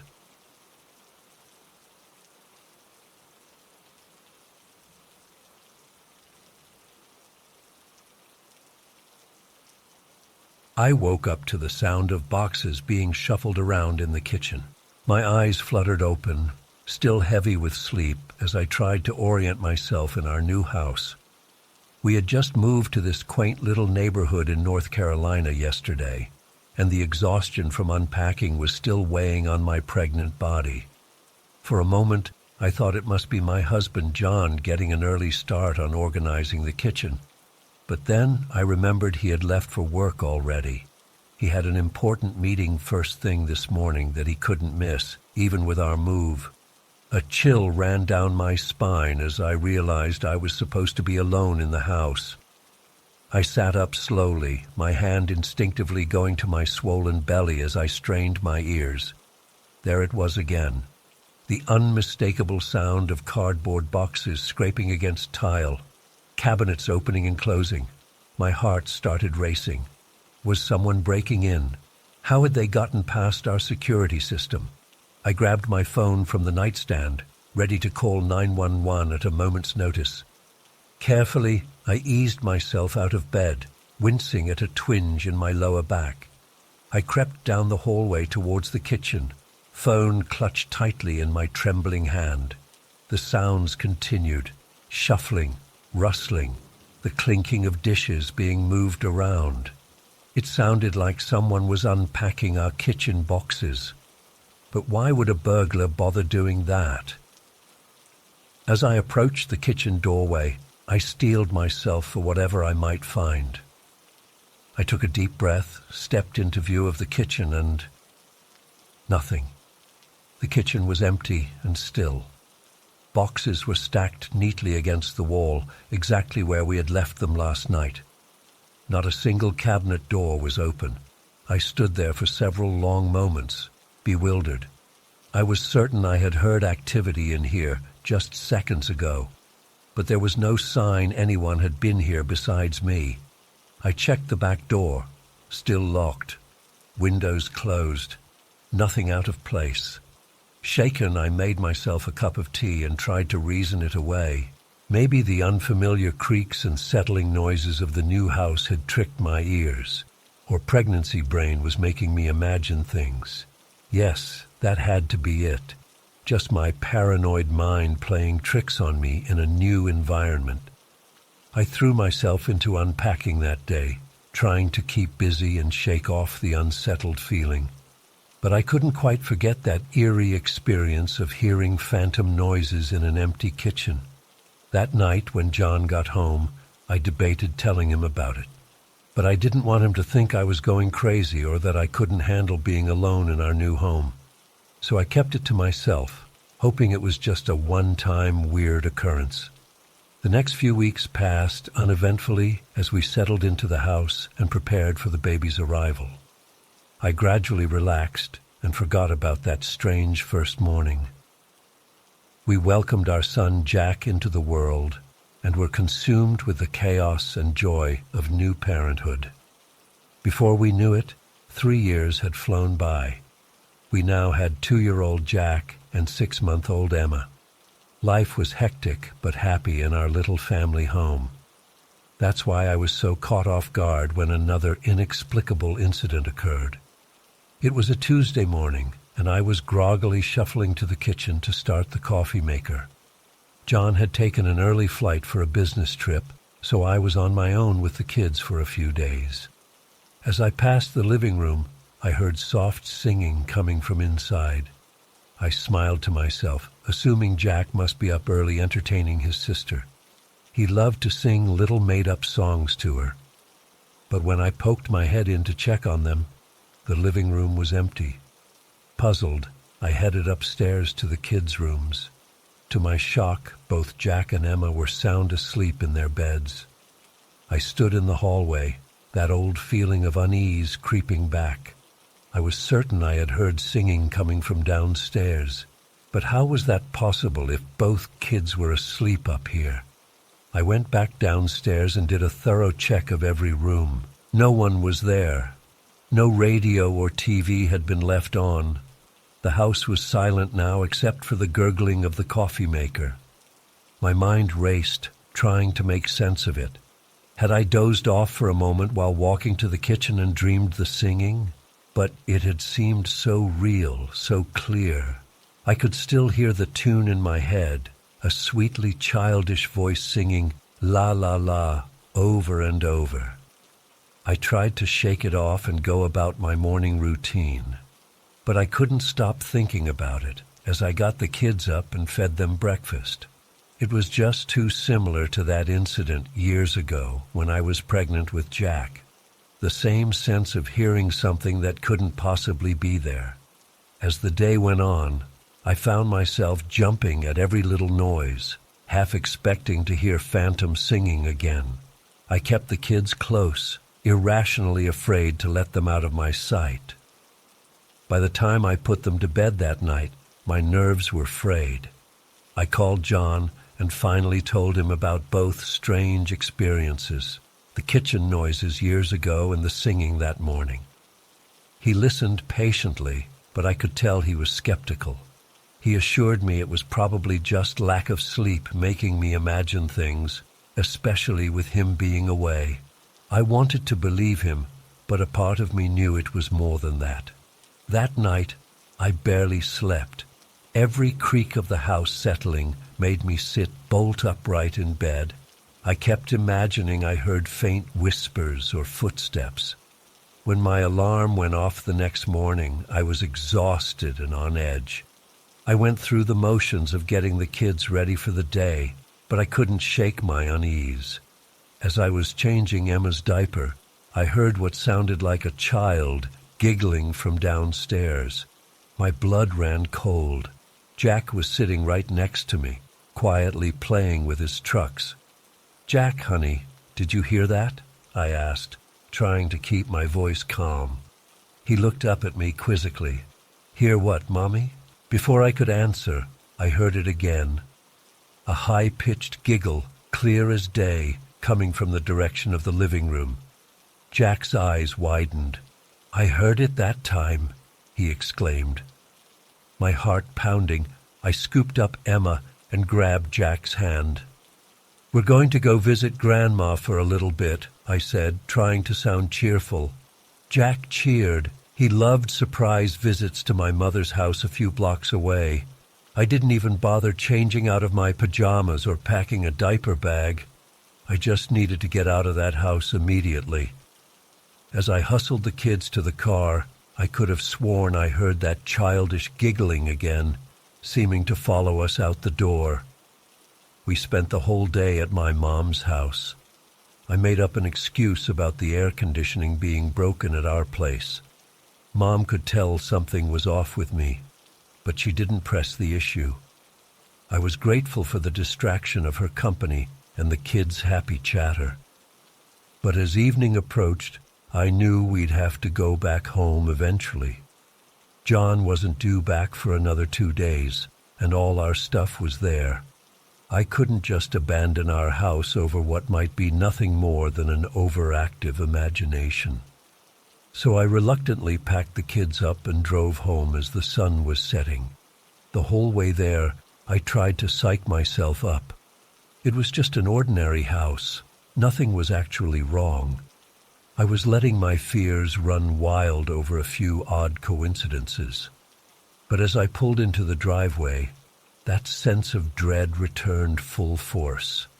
The house looked darker than usual, looming ominously in the twilight. I sat there for a long moment, keys in hand, trying to work up the courage to go inside. Jack's voice snapped me out of it. "Mommy, why are we just sitting here? I'm hungry." I plastered on a smile. "Sorry, sweetie. Mommy was just thinking about what to make for dinner. Let's go in."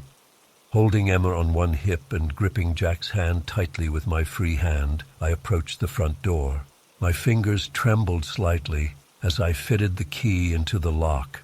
As the door swung open, I held my breath, half expecting to hear ghostly giggles or phantom footsteps. But the house was silent and still. Everything looked exactly as we'd left it that morning. I flipped on lights as we went, banishing the shadows. Nothing seemed out of place or disturbing. I started to relax a little as I got the kids settled and began reheating leftovers for dinner. Maybe I really had been letting my imagination run away with me.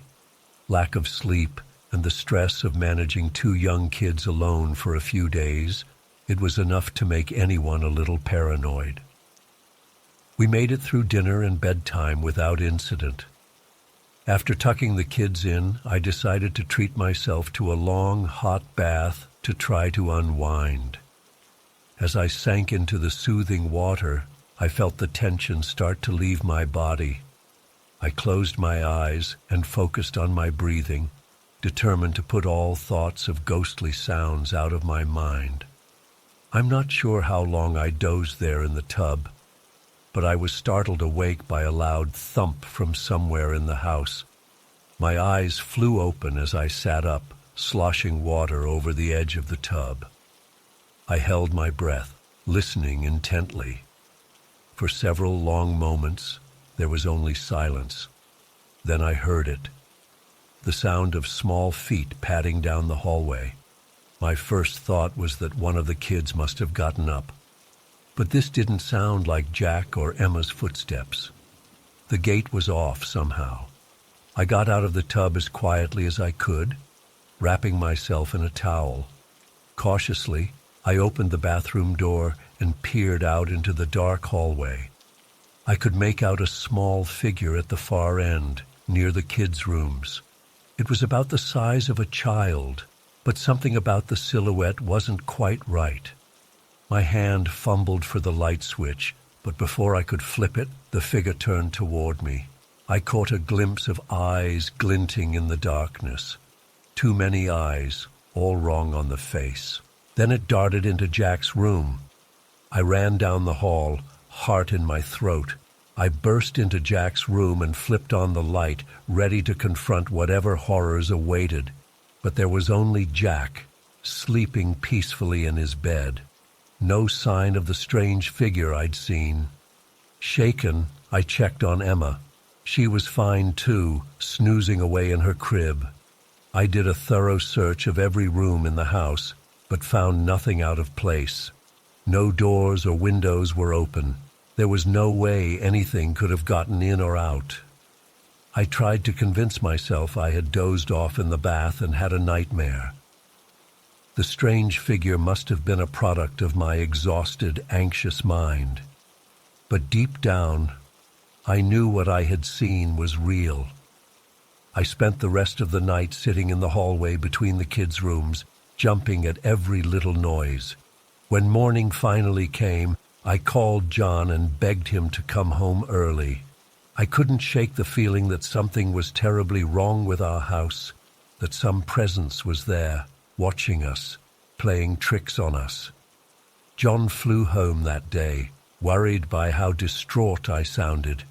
But in the light of day, with him there, I started to doubt myself again. Had I really seen and heard all those things, or was I having some kind of breakdown? We've lived in this house for 5 years now. Those incidents I described are the only concrete paranormal experiences I can point to, but there's always been an underlying sense of unease, of being watched. The kids sometimes talk about the laughing friend they play with when we're not looking. John writes it off as an imaginary friend, but it makes my blood run cold every time. I don't know if our house is haunted or if I'm slowly losing my mind. All I know is that I can never fully relax here. I'm always waiting, listening for those phantom noises to start up again. Always wondering what that shadowy presence wants with my family, and always hoping that next time I'll be able to make sense of the inexplicable things I've witnessed in this house.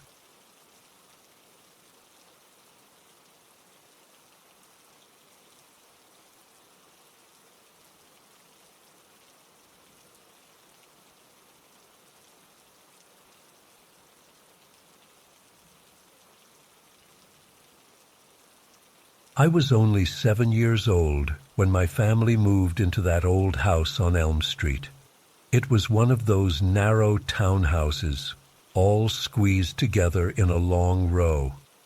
The realtor had mentioned something about the street being built on top of an old trolley line, but I didn't think much of it at the time. I was just excited to have a bigger bedroom and a backyard where we could keep pet rabbits. The first few weeks in the new house were pretty normal. I started at my new school, made some friends in the neighborhood, and spent my afternoons playing with our two fluffy rabbits in their enclosure out back. But as the days grew shorter and autumn settled in, I started to notice strange things happening around the house.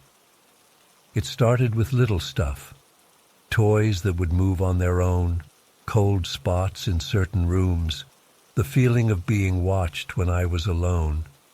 I tried to tell my parents, but they just brushed it off as an overactive imagination.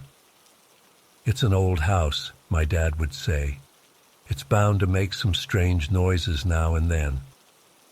But I knew it was more than that. There was something off about this place, something that made the hairs on the back of my neck stand up.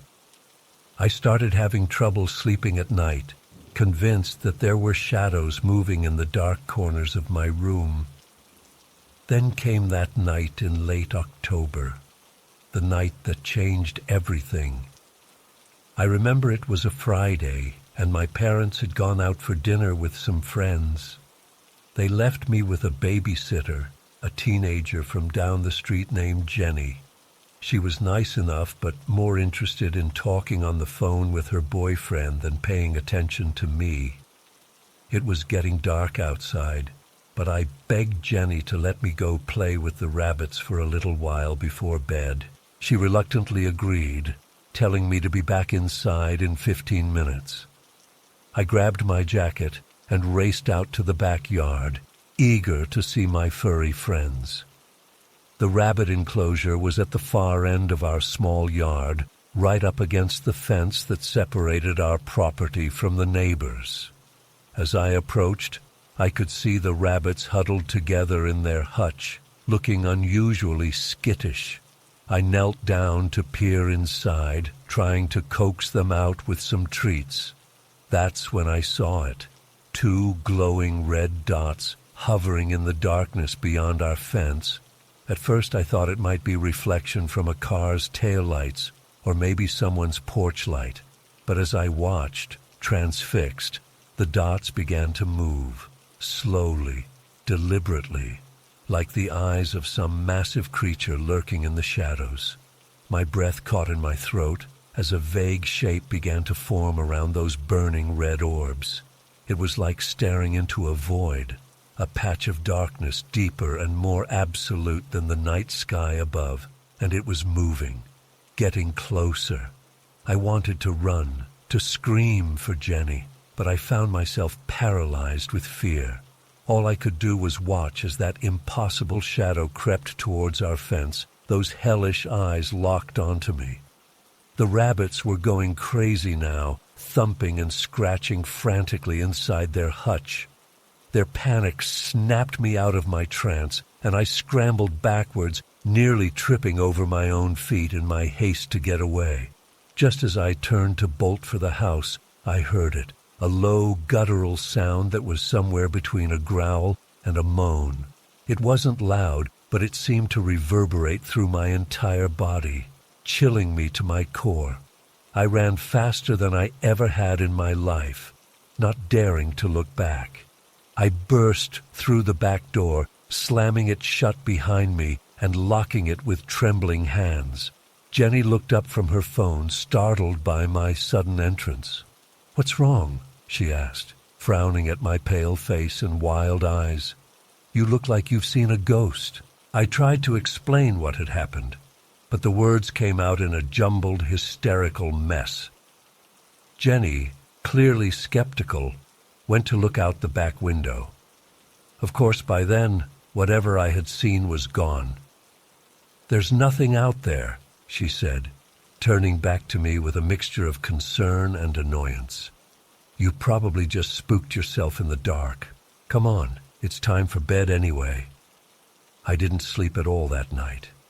Every time I closed my eyes, I saw those glowing red orbs staring back at me. I kept the lights on and huddled under my blankets, jumping at every creak and groan of the old house settling. The next morning, I begged my parents to check on the rabbits. To my relief, they were fine, if a bit agitated. But as my dad was latching up the hutch, he paused, a puzzled look on his face. "That's odd," he muttered, running his hand along the top of the fence. "Look at this." I approached cautiously, still wary of getting too close to where I'd seen the shadow creature. There, on the worn wooden planks, were 3 deep grooves. They looked almost like claw marks, as if something with massive talons had gripped the top of the fence. My dad brushed it off as damage from a raccoon or some other animal. But I knew better. Whatever had made those marks was far larger and far more sinister than any normal wildlife. From that day on, I refused to go into the backyard alone. I begged my parents to give the rabbits away, unable to shake the guilt of leaving them out there as potential prey for whatever lurked in the shadows. They eventually relented, thinking I had simply lost interest in caring for pets. As the years went by, I tried to convince myself that it had all been a product of my overactive childhood imagination. But deep down, I knew the truth. There was something evil in that house, something that had been drawn to my innocent presence that night. Even now, as an adult, I can't shake the lingering fear that someday, somewhere, I'll look out my window and see those glowing red eyes staring back at me from the darkness. The memory of that shadowy form still haunts my nightmares, a reminder that there are things in this world beyond our understanding, things that lurk just beyond the veil of normalcy, waiting for a chance to break through. I've never been able to bring myself to return to that old house on Elm Street. Sometimes, late at night when I can't sleep, I find myself searching online for news about the area. I've never found anything concrete, but there are whispers, forum posts, and local legends about other people who've had strange experiences in that neighborhood. They say the old trolley line that runs beneath the street is like a conduit for supernatural energy. That sometimes, in the dead of night, people hear the phantom ringing of a trolley bell or see spectral figures waiting at long-forgotten stops. I don't know if any of that is true. All I know is what I saw that night, a nightmare made flesh, with eyes like burning coals, and a presence that radiated pure malevolence. It may have only lasted a few moments, but those terrifying seconds have shaped the course of my entire life. I still can't sleep with the lights off. I still flinch at unexpected shadows and avoid looking out windows after dark. And I still wonder, with a mixture of dread and morbid curiosity, what might have happened if I had stayed out there just a few seconds longer. If that thing had made it over the fence, if those razor-sharp claws had reached me instead of just leaving their mark on the wood. Sometimes I think about reaching out to the current owners of the house, warning them about what might be lurking in their backyard. But what would I even say? Hey, 20 years ago I saw a demon shadow monster out there, so you might want to be careful. They'd think I was crazy, so I keep my experience to myself, sharing it anonymously online in the hopes that maybe, just maybe, someone else out there has seen the same thing. That I'm not alone in carrying this burden of knowledge about the terrifying things that exist just beyond our perception. All I can do now is try to live my life as normally as possible, always with one eye on the shadows, because I know that somewhere out there, in the darkness between streetlights and the corners our eyes can't quite see, those glowing red eyes are still watching, waiting, and someday they might just find me again.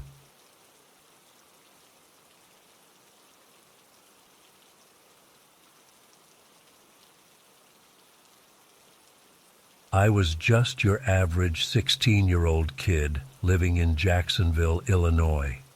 You know, going to school, hanging out with friends, playing video games, normal teenage stuff. But about 6 months ago, things started getting weird around our house. Really weird. It began with little things I could easily brush off.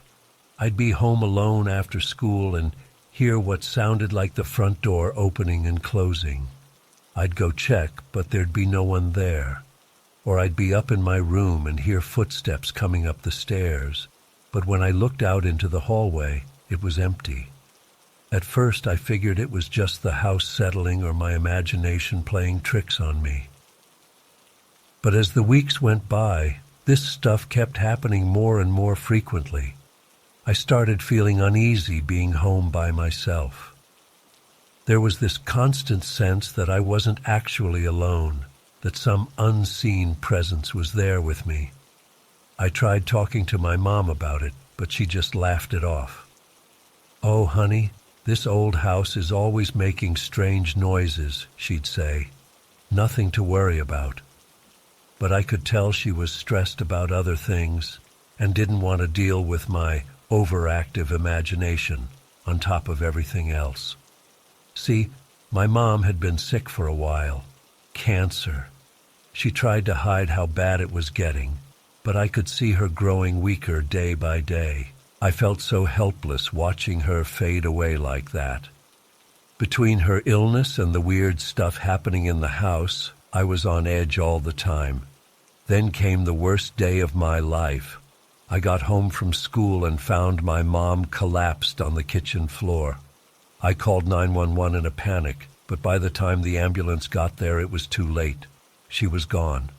The next few weeks passed in a blur of grief and shock. Relatives came to stay with me and handle the funeral arrangements. I barely ate or slept. I felt completely numb, like I was moving through life in a fog. The night after the funeral, I was lying awake in bed, silent tears streaming down my face. Suddenly, I felt a gentle hand on my shoulder. I turned my head, and there was my mom looking healthy and radiant. I blinked in disbelief, certain I must be dreaming. "It's okay, sweetheart," she said softly. "I'm here to say goodbye." I sat up, trembling. "Mom, is it really you?" She nodded, smiling sadly. "I couldn't leave without making sure you'd be all right. I love you so much, and I'm so proud of the young man you're becoming." "Please don't go," I choked out. "I need you."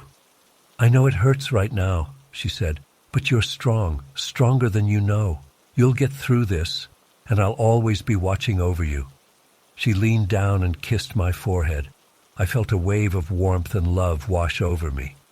Then she slowly faded away, leaving only a faint shimmer in the air. I broke down sobbing, overcome with a mix of grief and gratitude for that final moment with her. Eventually, I fell into an exhausted sleep.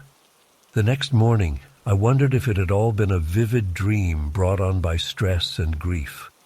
But somehow I felt a sense of peace I hadn't experienced since before she got sick. Like she really had visited to say goodbye and let me know she was okay. Life gradually settled into a new normal after that. My aunt moved in to take care of me, and I threw myself into school and activities to stay busy. The odd occurrences around the house seemed to stop for a while too. But about a month ago, things took another strange turn. I woke up in the middle of the night with that familiar feeling of not being alone.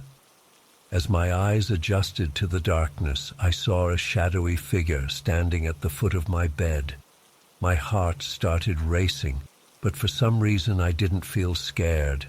The figure was tall and broad-shouldered, reminding me of my grandfather who had passed away when I was little. "Who are you?" I whispered. "What do you want?" A deep, gentle voice replied, "Don't be afraid. I'm just here to check on you, make sure you're doing all right." "Grandpa?" I asked hesitantly. The figure nodded slowly. "You've been through a lot, kid, but you're handling it well. Your mom would be proud." Before I could say anything else, he faded away, just like my mom had that night. I sat there for a long time, trying to process what had just happened. Was I going crazy? Or were the spirits of my loved ones really visiting to comfort me? In the light of day, it all seemed so surreal, but I couldn't shake the feeling that it had been real. that my grandfather's spirit had come to look out for me, just like my mom promised she would. Since then, I've continued to experience occasional odd happenings around the house. Doors opening on their own, the sound of footsteps, even glimpses of shadowy figures out of the corner of my eye. But instead of feeling scared, I find it oddly comforting now, like my family is still here watching over me in some way. I haven't told anyone else about all this. I mean, who would believe me? Sometimes I'm not even sure I believe it myself. But then I remember the warmth of my mom's touch that night, the familiar timbre of my grandfather's voice. And I know in my heart that it was real. I still miss my mom terribly every day. The grief comes in waves, some days worse than others. But knowing that she found a way to say goodbye, to give me that final moment of closure, helps me keep going. And feeling like my grandfather is checking in on me from beyond brings me comfort on the harder days. I don't know if I'll ever fully understand what's been happening in this house. Maybe there's some scientific explanation for it all, or maybe there really are spirits and forces beyond our understanding. All I know is that these experiences have changed me. They've shown me that love and family bonds can transcend even death itself. So while part of me still feels a bit uneasy when I hear unexplained noises in the night, mostly I just feel grateful. Grateful for the family I had, and in some inexplicable way still have. Grateful for the chance to say goodbye, and grateful for the reminders that even in our darkest moments, we're never truly alone.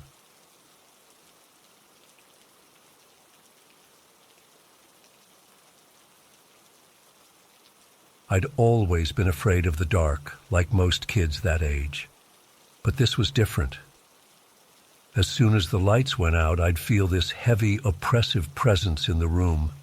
It was like the darkness itself was alive, watching me. I'd pull the covers up over my head, trembling, too terrified to even peek out. But then, one night, I felt compelled to look, and that's when I saw her for the first time. The lady in blue and white. She was standing at the foot of my bed, cradling a baby in her arms. I should have been scared, but strangely, I wasn't. There was something soothing about her presence, like she was there to protect me. She never spoke, never moved, just stood there, looking at me with kind eyes. Sometimes I'd fall asleep watching her, feeling safe for the first time since we'd moved in. But she wasn't the only visitor I had.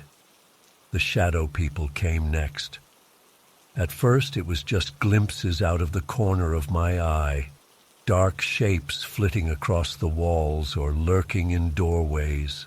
But soon they grew bolder. I'd wake up in the middle of the night to see them gliding across my room, faceless and silent. Sometimes there'd be 2 or 3, other times what felt like dozens, filling every corner of my tiny bedroom. I was terrified of them. Unlike the lady in blue, they felt menacing, like they wanted to hurt me. I'd lie there frozen, hardly daring to breathe, praying for morning to come. Sometimes I'd cry out for my parents, but by the time they got to my room, the shadows would be gone. My mom and dad tried everything to help me sleep. They bought me a nightlight, left the hallway light on, even let me sleep in their bed sometimes. But nothing helped. The shadows always came back, and with them, that crushing feeling of dread. I started developing little rituals to protect myself. I'd arrange my stuffed animals in a circle around me, believing they could keep the shadows at bay. I'd recite little made-up prayers or songs, thinking they had some kind of power. Sometimes it seemed to work, other times it didn't. The lady in blue became my lifeline during this time. On the nights when she appeared, the shadows seemed less threatening. I'd focus on her, on the peaceful baby in her arms, and somehow find the courage to close my eyes and sleep. This went on for months. My parents were at their wits' end. They took me to doctors, thinking I was having night terrors or some other sleep disorder. But all the tests came back normal. They even had a priest come bless the house, thinking it might be haunted. Nothing changed. Then one night, everything shifted. I remember it clearly. I was lying in bed, watching the shadows swirl around my room, when suddenly the lady in blue appeared. But this time, she wasn't at the foot of my bed. She was right next to me, so close I could have reached out and touched her. She looked down at me, and for the first time, she smiled. Then she leaned down and kissed my forehead. I felt this incredible warmth spread through my whole body, like I was being filled with liquid sunshine. And in that moment, I wasn't afraid anymore. The shadows were still there, moving around the edges of the room, but they seemed smaller somehow, less threatening. I looked at them and realized they couldn't hurt me. They were just shadows, nothing more. From that night on, everything changed. The lady in blue stopped appearing, but I didn't need her anymore. I'd face the darkness with a new confidence, knowing I was stronger than my fears. Gradually, the shadow people began to fade away too.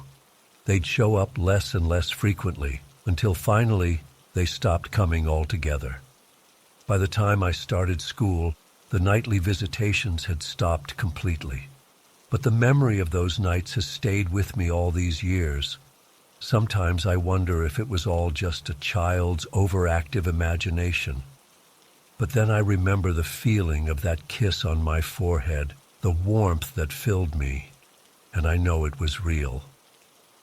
I've never told anyone the full story before now. How do you explain something like that?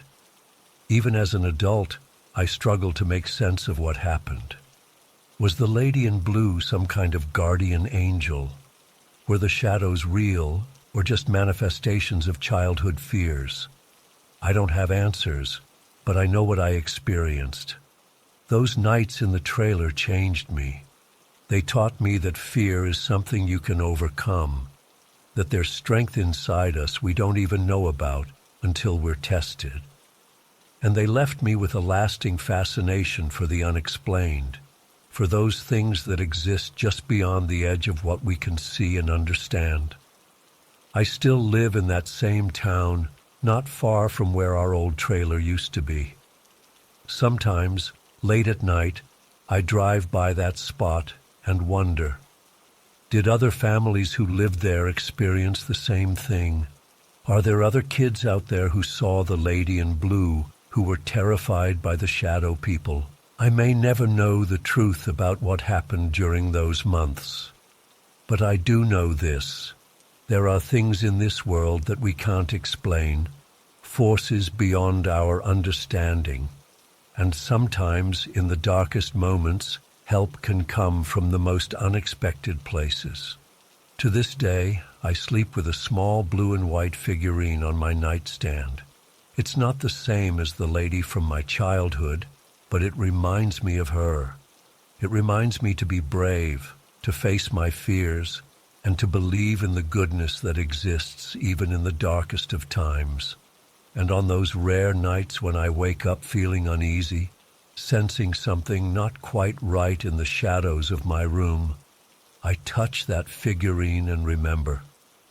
I remember the strength I found as a child, the courage to face the unknown, and I know whatever comes, I can handle it, because sometimes the most powerful thing we can do is simply not be afraid.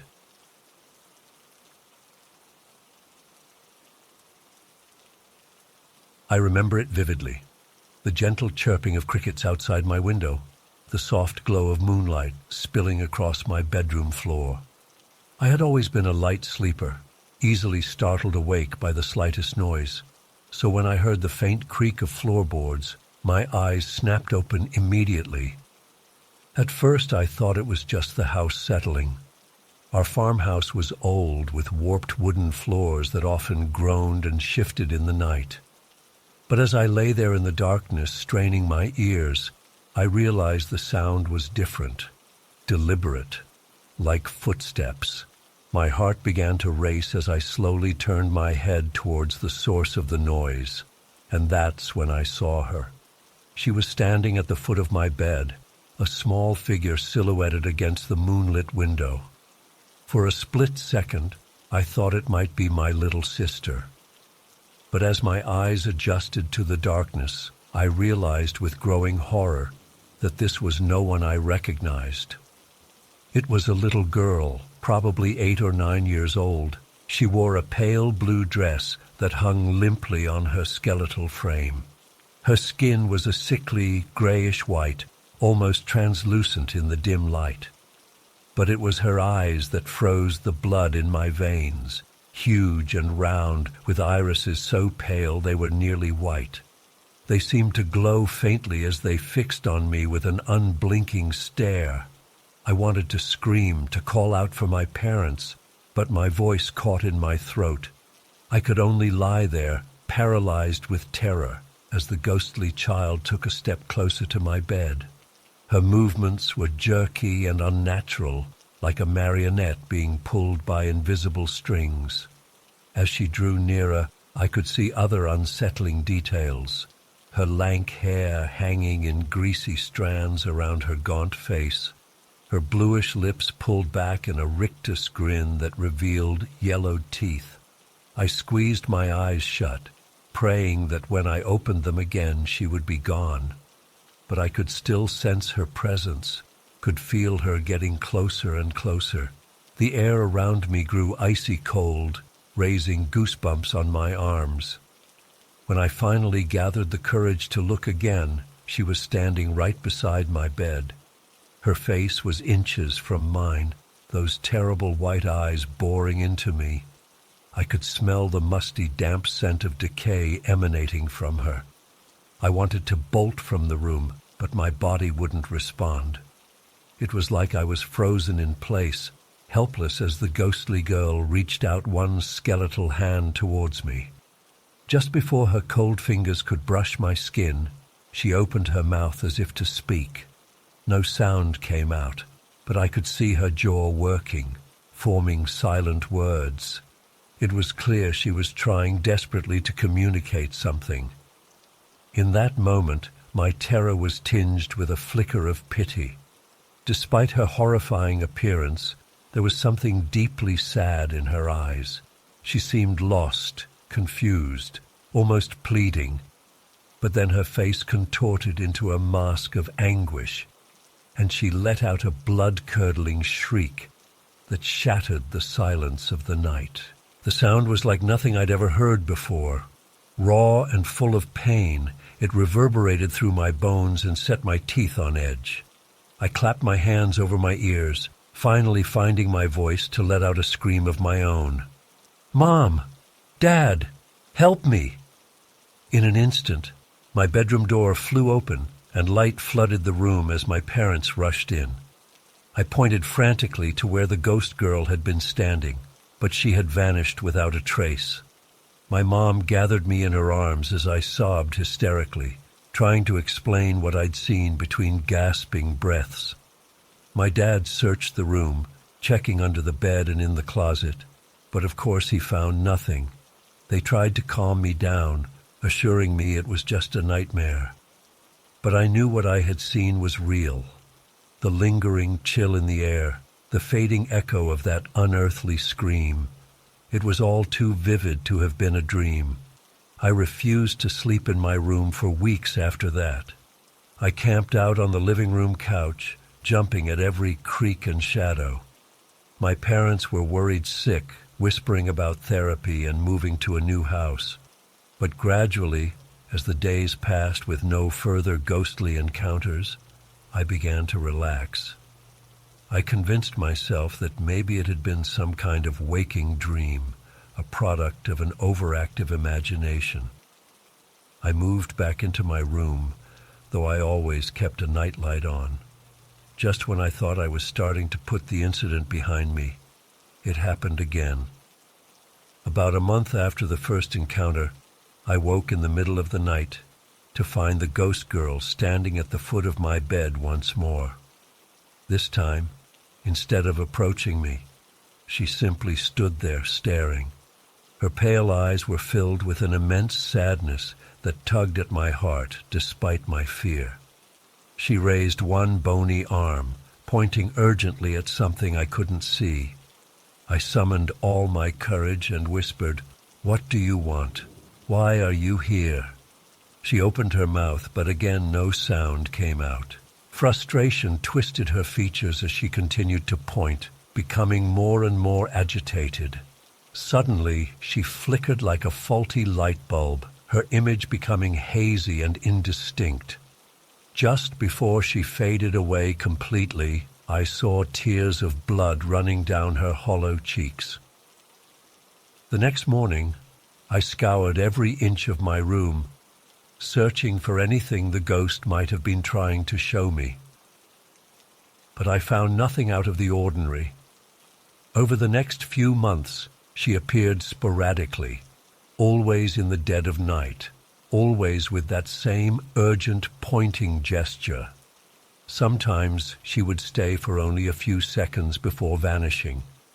Other times she would linger for what felt like hours, silently pleading with me to understand something I couldn't grasp. I grew both fascinated and terrified by these visitations. I began researching the history of our property, poring over old newspaper archives and town records. But I found no mention of any tragedies involving young girls, nothing that could explain the presence of this restless spirit. As time went on, the appearances became less frequent. By the time I left for college 4 years later, months would pass between sightings. But she never stopped coming entirely. Even now, over a decade later, I still see her occasionally when I visit my childhood home. She appears older now, as if she's aged along with me. The desperation in her eyes has faded to a quiet resignation. I've spent countless hours trying to decipher her silent message, to understand why she chose me to haunt. Was she a victim of some long-forgotten crime, seeking justice from beyond the grave? A lost soul looking for help to move on to the afterlife? Or simply a manifestation of my own subconscious fears and anxieties? I may never know the truth, but I can't shake the feeling that I've failed her somehow, that there was something vitally important she needed me to do, and I was too scared and confused to figure it out. Sometimes I wonder if she's given up on me, if that's why her visits have become so infrequent. The thought fills me with an odd mixture of relief and guilt. I've told this story to only a handful of people over the years. Most react with skepticism or concern for my mental health. But occasionally I'll see a flicker of recognition in someone's eyes, and I know they've had their own brush with the inexplicable. It's a heavy burden carrying this secret. There are nights when I lie awake, both dreading and hoping for another visitation. Part of me wants closure, an explanation for the years of terror and sleepless nights. But another part fears that understanding the truth might be even more horrifying than the mystery. So I continue to live with my ghostly companion, never knowing when she might appear again. And I wonder if someday, somehow, I'll finally be able to help the little girl in the blue dress find the peace she so desperately seeks.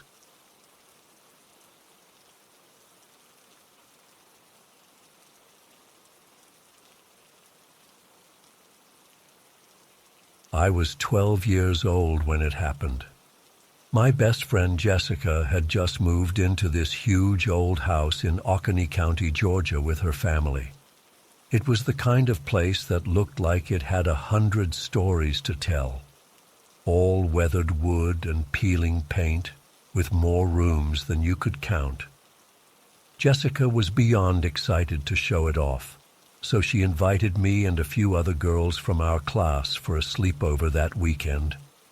When I arrived on Saturday evening, I couldn't believe how massive and creepy the house looked up close. It towered over us, all crooked angles and dark windows staring down like empty eyes. Jessica greeted me at the door, practically bouncing with excitement as she ushered me inside. "Isn't it awesome?" she gushed. "My parents got it for a steal because it needs so much work. Come on, I'll give you the tour." She led me through room after cavernous room, our footsteps echoing on creaky floorboards. Everything was covered in a thick layer of dust, giving the whole place an abandoned feel despite the boxes of the family's belongings scattered about. As we climbed the grand staircase to the second floor, I noticed another set of stairs leading up to a third story. "What's up there?" I asked. Jessica's face fell slightly. "Oh, we're not allowed to go up there. My parents say it's not safe yet, loose floorboards and stuff. Maybe once the renovations are done." I nodded, but couldn't shake an uneasy feeling as I glanced at those forbidden stairs. There was something ominous about them, like they were leading somewhere we weren't meant to go. The other girls arrived soon after, Megan, Alexis, and Zoe. We spread our sleeping bags out in the living room, which Jessica's family had somewhat set up with a couple of couches and a TV.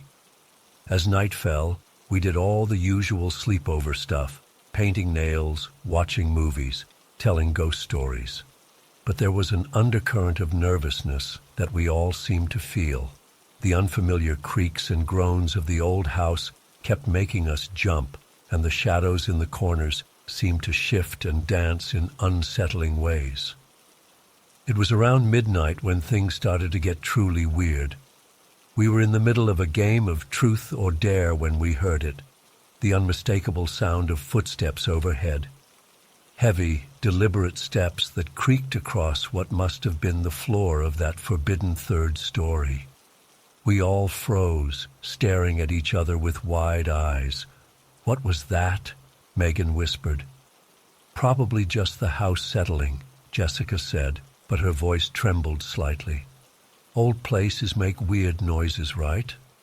We tried to go back to our game, but moments later there was another sound, like furniture being dragged across the floor above us. My heart was pounding so hard I could barely breathe. "Okay, that was definitely not the house settling," Zoe said, her face pale in the dim light. "Should we go get your parents?" I asked Jessica. She shook her head. "They're out at some dinner party thing. They won't be back for hours." As if on cue, we heard the distinct creak of a door opening upstairs, followed by more footsteps. They seemed to be moving from room to room up there, doors opening and closing. "This isn't funny," Alexis said, her voice rising in panic. "If this is some kind of prank, Jessica, it's not cool." "It's not me," Jessica insisted. "I swear I have no idea what's going on." We huddled together on the floor, too terrified to move as the noises continued above us. At one point, I could have sworn I heard muffled voices, though they were too faint to make out any words. "Maybe it's squatters," Megan suggested weakly. "You know, homeless people who snuck in to sleep here." It seemed like a reasonable explanation, but something in my gut told me this was no ordinary intruder. The footsteps didn't sound quite human. There was an unnatural rhythm to them, like whoever, or whatever, was up there was gliding more than walking. After what felt like hours of this torment, things escalated even further. A blood-curdling scream pierced the air, so loud and visceral it made my ears ring. It seemed to be coming from directly above us, followed by a series of thunderous crashes. That was it. We couldn't take any more. We scrambled to our feet and ran for the front door, not even bothering to grab our stuff. But as we reached the entryway, the door suddenly slammed shut on its own. Zoe, who was in the lead, tried the handle, but it wouldn't budge. "It's locked," she cried, yanking frantically. "How is it locked?" We spun around, looking for another way out, when the lights began to flicker. In those split-second moments of darkness, I swear I saw shapes moving at the edges of my vision, tall, spindly figures that vanished when I tried to focus on them. Jessica let out a choked sob. "What's happening? This can't be real." I grabbed her hand, squeezing it tight. "We need to find a way out. Now." We made a dash for the back of the house, hoping to escape through the kitchen door. But as we ran, it felt like the house itself was working against us. Furniture seemed to move on its own, blocking our path. Doors that should have been open were suddenly locked tight, and all the while, those footsteps followed us. No matter where we went, they were always right above, keeping pace. We ended up trapped in the kitchen, huddled together and sobbing as the activity around us reached a fever pitch. Cabinets flew open, dishes crashed to the floor. The refrigerator door swung back and forth like it was caught in a wind, though the air was completely still. And then, just as suddenly as it started, everything stopped. The house fell silent, the oppressive energy that had been building dissipating in an instant. We stayed frozen for several minutes, hardly daring to breathe. Finally, Megan spoke up. Is it over?"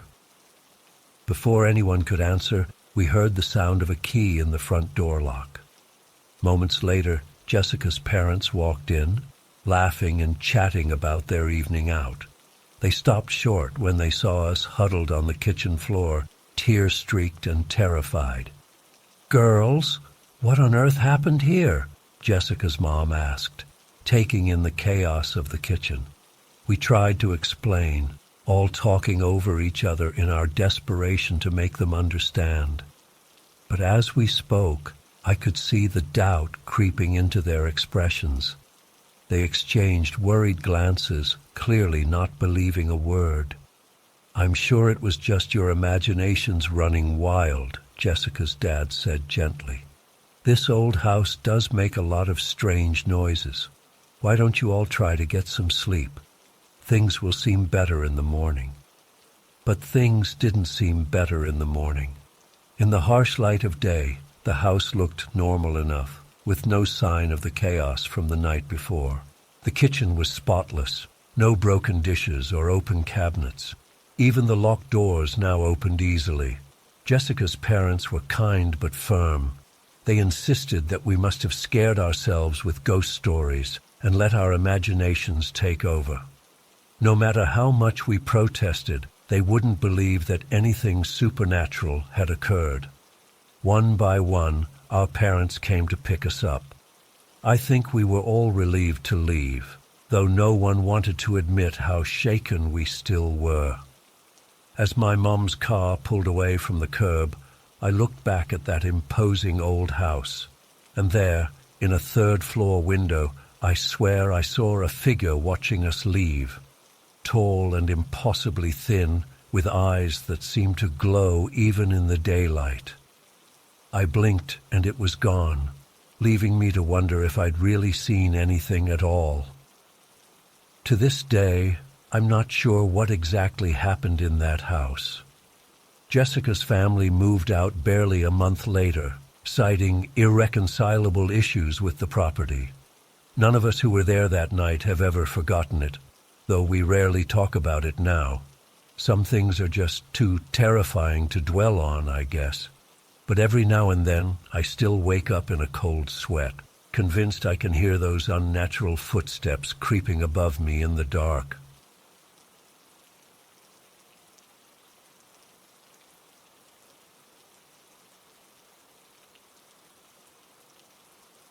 I was lying in bed trying to fall asleep in my new room when I heard it. A soft whisper calling my name from the darkest corner. "Emily." I pulled the covers up tight, telling myself it was just the wind. But then I heard footsteps coming up the stairs, slow and deliberate. My heart was pounding as they got closer and closer to my door. I squeezed my eyes shut, praying it would go away. The doorknob slowly turned and I heard the hinges creak, as the door opened. But when I finally got the courage to look, there was no one there. I ran to my parents' room in tears, but they assured me it was just nerves from moving to a new place. If only we had known then what we know now, maybe we could have escaped before it was too late. The activity ramped up quickly over the next few weeks. Objects would move on their own, books flying off shelves, chairs scraping across the floor with no one in them. The lights would flicker constantly, sometimes all turning on at once in the middle of the night. We'd hear knocking on the walls and footsteps in empty rooms. My little brother Tommy started sleepwalking, which he'd never done before. We'd find him in weird places like standing in front of the basement door or out in the backyard. When we'd wake him up, he'd have no memory of how he got there. One night I woke up to see a dark figure standing at the foot of my bed. It was so black it seemed to absorb the moonlight streaming through my window. I tried to scream, but no sound would come out. It slowly leaned down towards me, and I felt icy fingers brush against my cheek. I must have passed out because the next thing I knew, it was morning. But there were 3 long scratches down my face that definitely hadn't been there when I went to sleep. My parents tried to rationalize everything at first. The scratches were from me thrashing in my sleep. The moving objects were just the old house settling. But as things escalated, even they couldn't deny something was seriously wrong. The breaking point came about 2 months after we moved in. It was a quiet Sunday afternoon, and we were all in the living room watching TV.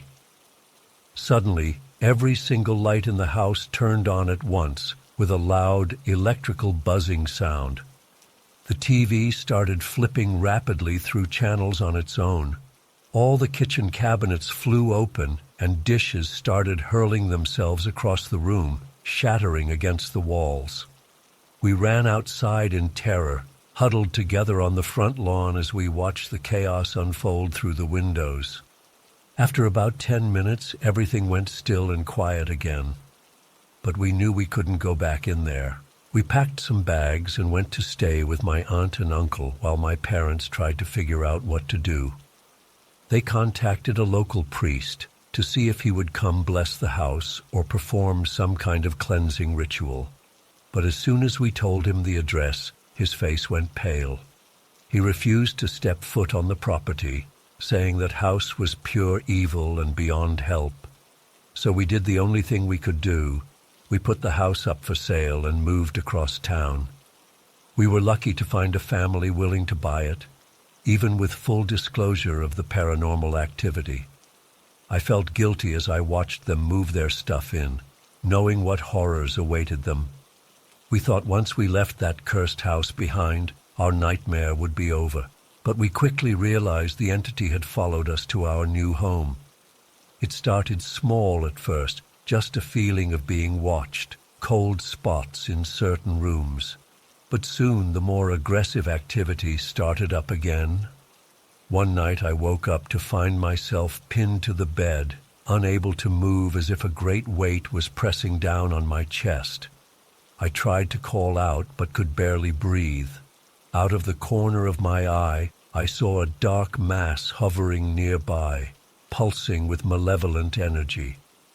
When I was finally able to break free and turn on the light, my chest was covered in bruises in the shape of handprints. Tommy's sleepwalking got worse. We'd find him in more and more dangerous situations, teetering on the edge of the balcony or with a kitchen knife in his hand. My parents installed locks high up on all the doors, but somehow he'd still get out. The sounds of footsteps and whispers were constant day and night. We'd hear our names being called from empty rooms. Doors would slam on their own. Sometimes we'd catch glimpses of shadow figures darting just out of sight. My mom fell into a deep depression, barely getting out of bed most days. My dad threw himself into research, trying desperately to find some way to get rid of whatever was tormenting us. He contacted psychics, paranormal investigators, demonologists, anyone who might be able to help, but nothing seemed to work. I started having vivid nightmares of being back in that first house. In the dreams, I'd be exploring the attic or basement and find hidden rooms filled with horrific scenes. Mutilated bodies, satanic altars, cages with emaciated figures reaching out to me. I'd wake up screaming, drenched in sweat. As the months dragged on, we all became shells of our former selves. The constant fear and lack of sleep was taking its toll. We barely spoke to each other, too drained to do anything but try to survive each day. One night, things reached a terrifying climax. We woke up to the sound of Tommy screaming. We ran to his room to find him convulsing on the bed, his eyes rolled back in his head as he spoke in a deep, guttural voice that wasn't his own. The words were in some language none of us recognized. The room started to shake, pictures falling off the walls as a wind whipped through, scattering papers everywhere. We tried to grab Tommy, but some unseen force kept pushing us back. Suddenly he went limp and everything went quiet. When he came to, he had no memory of what happened, but something had changed. The oppressive feeling that had haunted us for so long was gone. The air felt lighter somehow. In the days that followed, we waited anxiously for the activity to start up again, but nothing happened. No footsteps, no whispers, no objects moving. It was as if whatever had attached itself to us had suddenly let go. We never figured out exactly what happened that night or why the entity finally left us alone. Maybe whatever was speaking through Tommy had been some kind of exorcism. Or maybe the thing had simply gotten bored with tormenting us and moved on to other victims. It's been 15 years now since that night. We've managed to rebuild our lives and heal from the trauma, though none of us will ever be the same. I still have nightmares sometimes about that evil house and the darkness that followed us. I don't know if I'll ever feel truly safe again. Sometimes I drive by our old neighborhood, half expecting to see that Victorian still standing there. But it was torn down years ago after a string of accidents and mysterious deaths involving the families who lived there after us. Now it's just an empty lot. But late at night, when the wind is blowing just right, I swear I can still hear whispers coming from that patch of land, calling my name, beckoning me to come back. And I know that evil is still there, waiting for its next victims.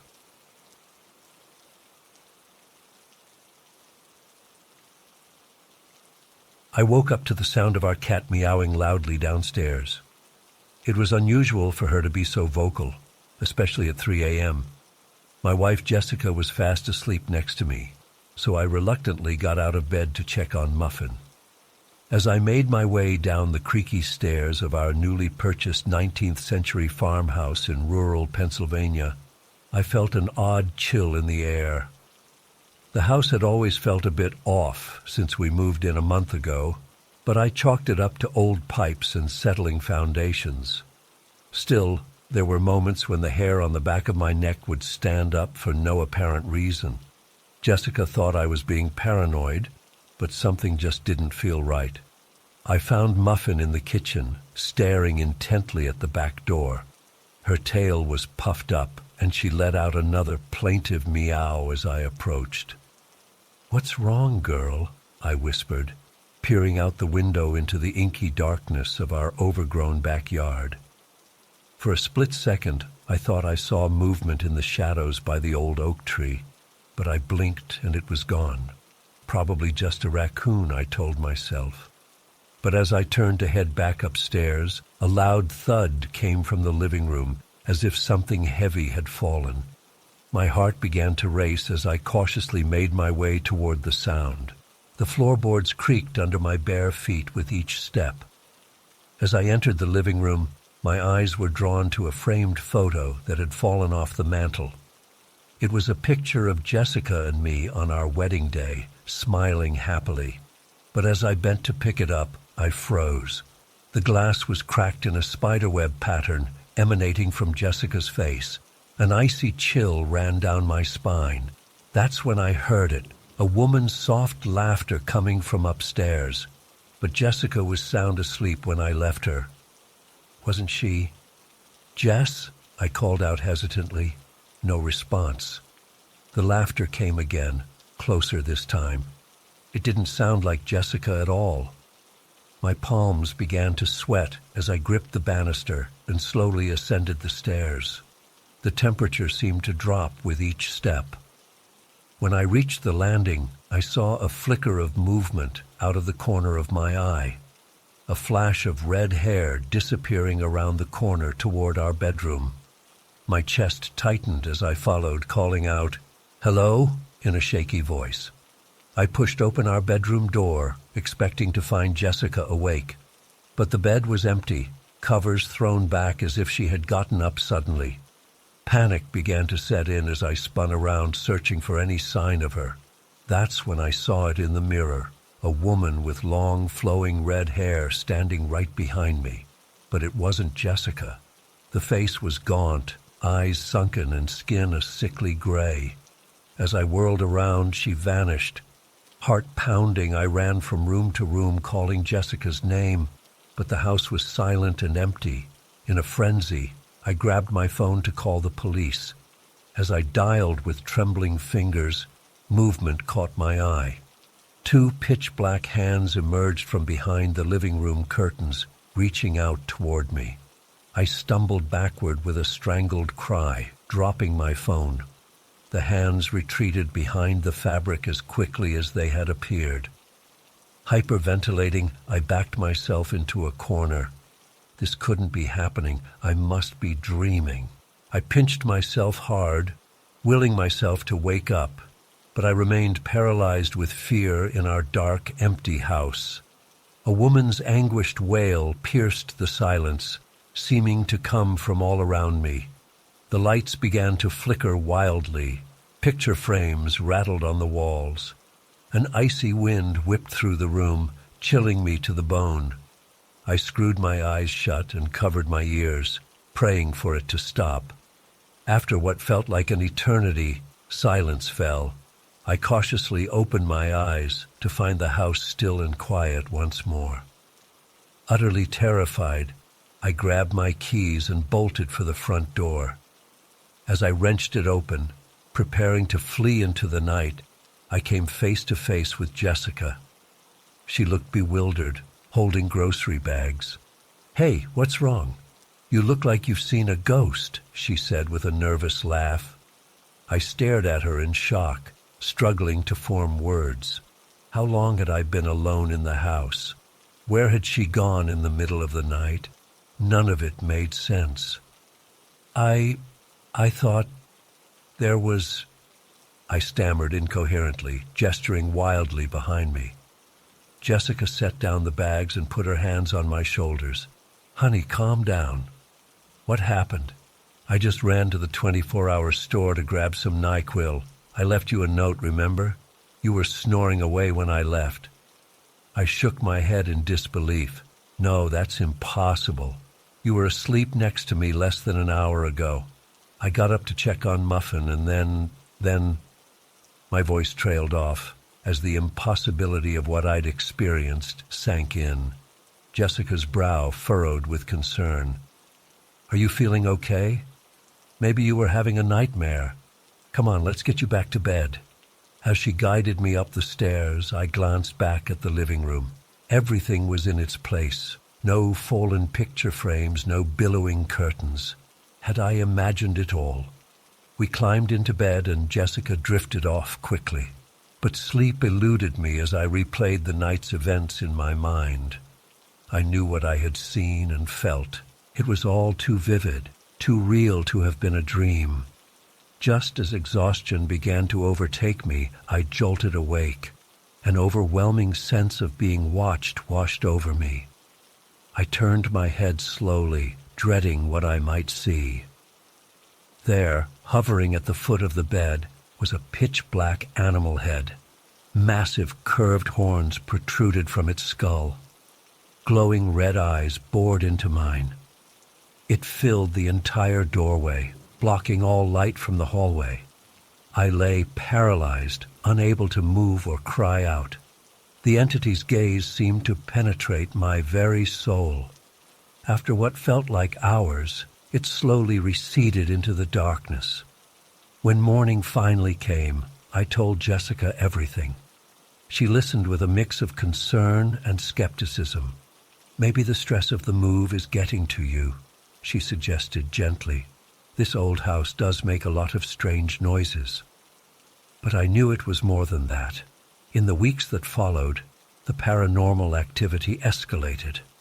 Objects would move on their own. Disembodied whispers echoed through empty rooms. The red-haired woman appeared with increasing frequency. We tried to rationalize it, to find logical explanations. But deep down, we both knew our dream home had become a nightmare. The final straw came when Jessica woke up one night to find the horned entity looming over her side of the bed. We moved out the very next day, leaving most of our belongings behind. The house still stands empty, a looming presence on that rural Pennsylvania road. Sometimes I drive by, half expecting to see a pale face peering out from behind a curtain. To this day, I can't explain what happened in that house. Was it a haunting, a time slip, some sort of shared delusion? All I know is that it was all too real, and I thank my lucky stars we got out when we did. But the memories of those horrifying nights still plague my dreams, a stark reminder that there are some things in this world beyond rational explanation.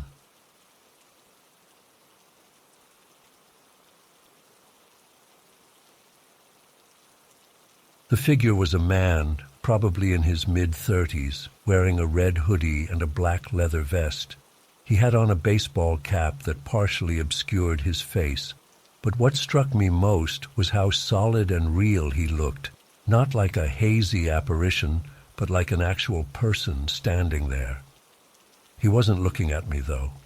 His gaze was fixed on my boyfriend Jake, who was sleeping soundly next to me. The man's expression was hard to read in the darkness, but he didn't seem menacing or angry. If anything, he had an air of quiet watchfulness about him. I held my breath, not wanting to move or make a sound. Part of me wondered if I was dreaming, but everything felt too vivid and real. The cool air on my skin, the sound of Jake's steady breathing, the faint glow of the nightlight in the hallway. It was all too detailed to be a dream. The man stood completely still, just watching Jake sleep.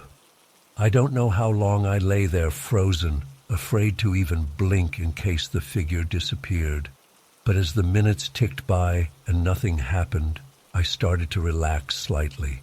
Whatever this was, it didn't seem to mean us any harm. Eventually, my curiosity got the better of me. Moving as slowly and quietly as I could, I reached for my phone on the nightstand. I wanted to try to get a better look at the mysterious visitor. As soon as I touched my phone, the man's head turned sharply towards me. I froze, my fingers just brushing the edge of my phone case. For a long moment we just stared at each other. I still couldn't make out his features clearly, but I had the distinct impression he was studying me intently. Then, in one fluid motion, he stepped back from the bed. Before I could react, he simply faded away into the shadows. 1 second he was there, and the next he was gone without a trace. I sat up quickly, fumbling to unlock my phone. The sudden bright light made me squint as I shone it around the room. But there was no sign of the man. No doors or windows were open. Nothing was disturbed. If it weren't for the pounding of my heart, I might have thought I'd imagined the whole thing. Jake stirred beside me, mumbling sleepily. "What's wrong? Why are you up?" I hesitated, not sure how to explain what had just happened. I thought I saw someone in the room," I said finally. "A man, standing right there by the bed." That woke Jake up fully. He sat up, looking alarmed. "What? Are you serious? Did you see who it was?" I shook my head. No, I couldn't see his face clearly, but he was wearing this red hoodie and a black vest and a baseball cap. He looked so real, Jake, but then he just vanished. Jake got up and checked the apartment thoroughly, but of course found nothing out of place. When he came back to bed, he put his arm around me. "It must have been a dream, babe, or maybe shadows playing tricks on your eyes. There's no way anyone could have gotten in here." I nodded, but I knew what I'd seen hadn't been a dream. Still, I let Jake comfort me and eventually drifted back to sleep. But my mind kept replaying the encounter, trying to make sense of it. The next morning, I woke up wondering if it had all been some kind of vivid Halloween-induced nightmare. But the memory was too sharp, too real. I could still picture every detail of the man's clothing, the way he stood so still, how solid he had looked. As Jake and I had breakfast, I brought it up again. "That man I saw last night, he seemed so familiar somehow, like I should know who he was. Does he sound like anyone you know? Maybe a relative or old friend?" Jake thought for a moment, then shook his head. "Not really. I can't think of anyone who fits that description, and definitely no one who would be creeping around our bedroom at night," he added with a laugh. But I couldn't shake the feeling that there was more to it. The man hadn't felt threatening or malevolent. If anything, he'd seemed almost protective, like he was watching over Jake as he slept. Over the next few days, I did some research online about ghost sightings and paranormal encounters. A lot of what I read didn't match my experience at all. There were no cold spots, no feelings of dread, no objects moving on their own. Just that singular, quiet presence in our room. I started to wonder if maybe what I'd seen was some kind of spirit guide or guardian. The thought was oddly comforting. Whatever it was, it hadn't meant us any harm. And there was something reassuring about the idea that we might have some unseen protector looking out for us. Of course, I knew how crazy that would sound to most people. I didn't even tell Jake about my theory. But privately, I held on to that interpretation. It felt right somehow.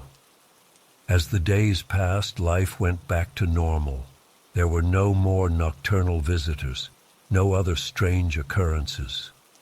But I never forgot that Halloween night encounter.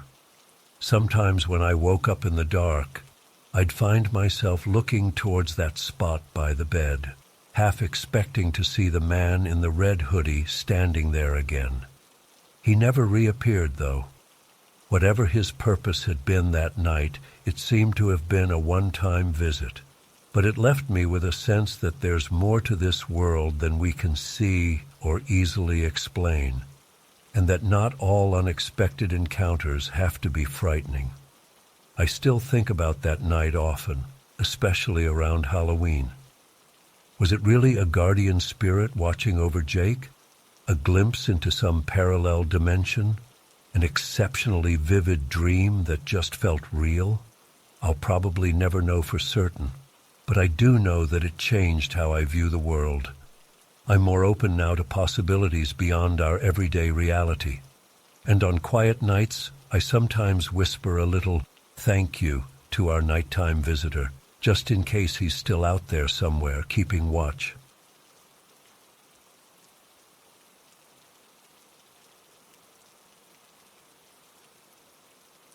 The first few weeks were blissful as we settled in and started making the place our own. I loved the creaky hardwood floors, the ornate woodwork, the way sunlight streamed through the wavy old glass windows. It felt like stepping back in time. My wife was pregnant with our first child, and we were excited to raise our family in such a special home. But then strange things started happening. At first it was just little things we could explain away. A door we thought we'd left open would be closed. We'd hear creaks and groans that we attributed to the house settling. I'd get a prickly feeling on the back of my neck sometimes, like I was being watched, but I chalked it up to imagination.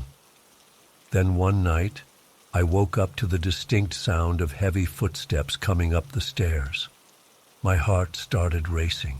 I knew my wife was asleep beside me, so who could it be? I lay there frozen, listening as the steps got closer and closer. They stopped right outside our bedroom door. I held my breath, waiting for the door to open, but nothing happened. After what felt like an eternity, I worked up the courage to check, but when I opened the door, the hallway was empty. I tried to rationalize it. Maybe it was just a very vivid dream, but deep down, I knew I had been wide awake. From that night on, the footsteps became a regular occurrence, sometimes on the stairs, sometimes pacing the hallway, always at night, always when we were in bed. My wife started to notice things too. She'd be in the nursery we were preparing and suddenly feel like someone was standing right behind her. She'd spin around, but no one was there. Objects would move on their own. A rocking chair slowly creaking back and forth with no one in it. Picture frames turned to face the wall. We tried to stay rational. We had the house inspected for pests, had an electrician check the wiring, even had a plumber come look at the pipes in case it was just weird settling noises. But they all said everything looked normal. The activity really ramped up after our son was born. We'd hear a man's voice coming through the baby monitor, softly singing lullabies. The first time it happened, we both ran to the nursery in a panic. But our baby was sleeping peacefully, and no one else was there. One night, I got up to check on the baby and saw a misty, translucent figure standing over the crib. It looked like an elderly man with wings. I blinked hard, and it vanished. I convinced myself I was just overly tired and seeing things. But then my wife saw it too on a different night. We were terrified, but also confused. The presence didn't seem malevolent. If anything, it felt protective of our son. We started to wonder if it could be my wife's grandfather. He had passed away just a few months before our son was born, and they had been extremely close. My wife had always said she wished he could have met his great-grandson. Was it possible he had found a way? The incidents kept escalating.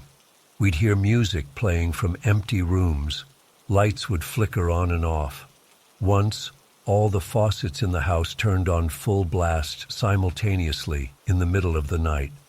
We'd find our son's toys arranged in perfect circles on the floor of his room. Friends and family started to notice too. They'd comment on suddenly feeling cold spots in the house or thinking they saw shadows moving out of the corner of their eye. Our normally relaxed dog would growl at empty corners.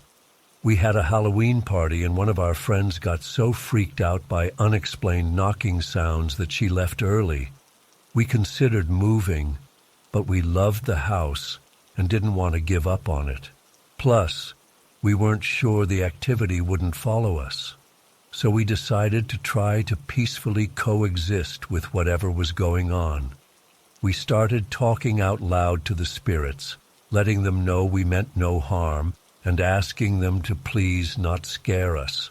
We left out offerings, flowers, coins, even baked goods.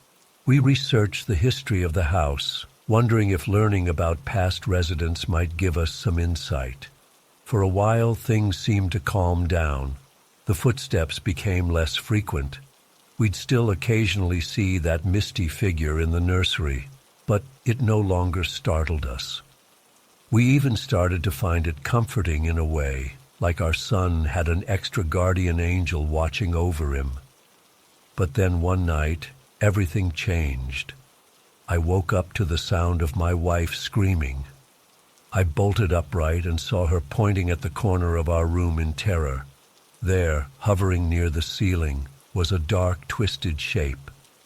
It didn't look human, more like a mass of writhing shadows with glowing red eyes. The temperature in the room plummeted. I could see my breath in the air. The entity slowly turned to look at me, and I was filled with an overwhelming sense of malice and hatred. This was not the same benign presence we'd grown accustomed to. This was something else entirely, something evil. I grabbed my wife's hand and we ran from the room, scooping up our son on the way. We drove to a hotel and didn't return to the house for days. When we finally worked up the courage to go back, the atmosphere had changed. The air felt heavy and oppressive. Our son, who had always loved his room, now cried hysterically every time we tried to put him in there. We called in a medium, hoping for answers. As soon as she walked in the door, her face went pale. She said she sensed multiple spirits, some benevolent, some not.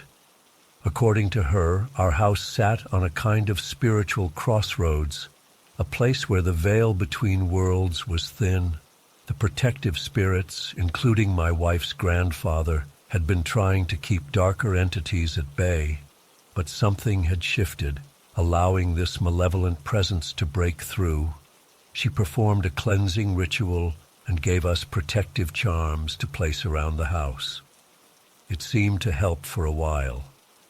The oppressive feeling lifted somewhat, but we still didn't feel safe. Every creak and shadow made us jump. We found ourselves sleeping with the lights on, afraid of what we might see in the dark. We've talked about selling the house, but we're torn. On one hand, we're terrified of what might happen if we stay. On the other, we feel a strange sense of responsibility. If we leave, what's to stop this dark entity from tormenting the next family that moves in? And what about the protective spirits? We don't want to abandon them. For now, we're still here, living on edge in our dream home turned nightmare. We've learned to coexist with the unexplainable, but we're always waiting for the other shoe to drop.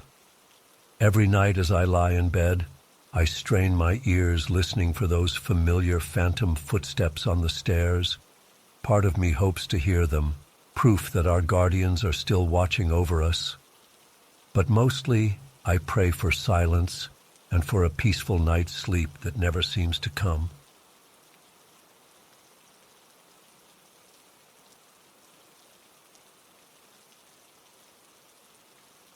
I was so excited when my best friend Jake and I finally found the perfect house to rent together. It was a charming 2-bedroom cottage on the outskirts of town, surrounded by trees and with a spacious backyard. We'd been looking for months, and this place seemed like a dream come true. Affordable rent, great location, and plenty of space for us to hang out and have friends over. The first couple weeks were amazing. We'd stay up late playing video games, grilling in the backyard, and just enjoying our newfound independence. But then things started to get weird. It was about 2 a.m. one night, and I was up late working on a project for my graphic design class. Jake had gone to bed hours ago. Suddenly, I heard a woman's voice calling my name from outside. It sounded exactly like my mom. "Tommy? Tommy, are you there? Can you come outside for a minute?" My heart started racing. What was my mom doing here in the middle of the night? Had something happened? I rushed to the front door and flung it open, ready to see what was wrong.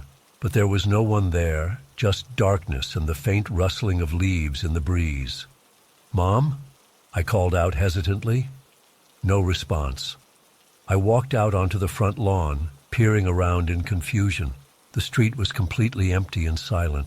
No sign of my mom or anyone else.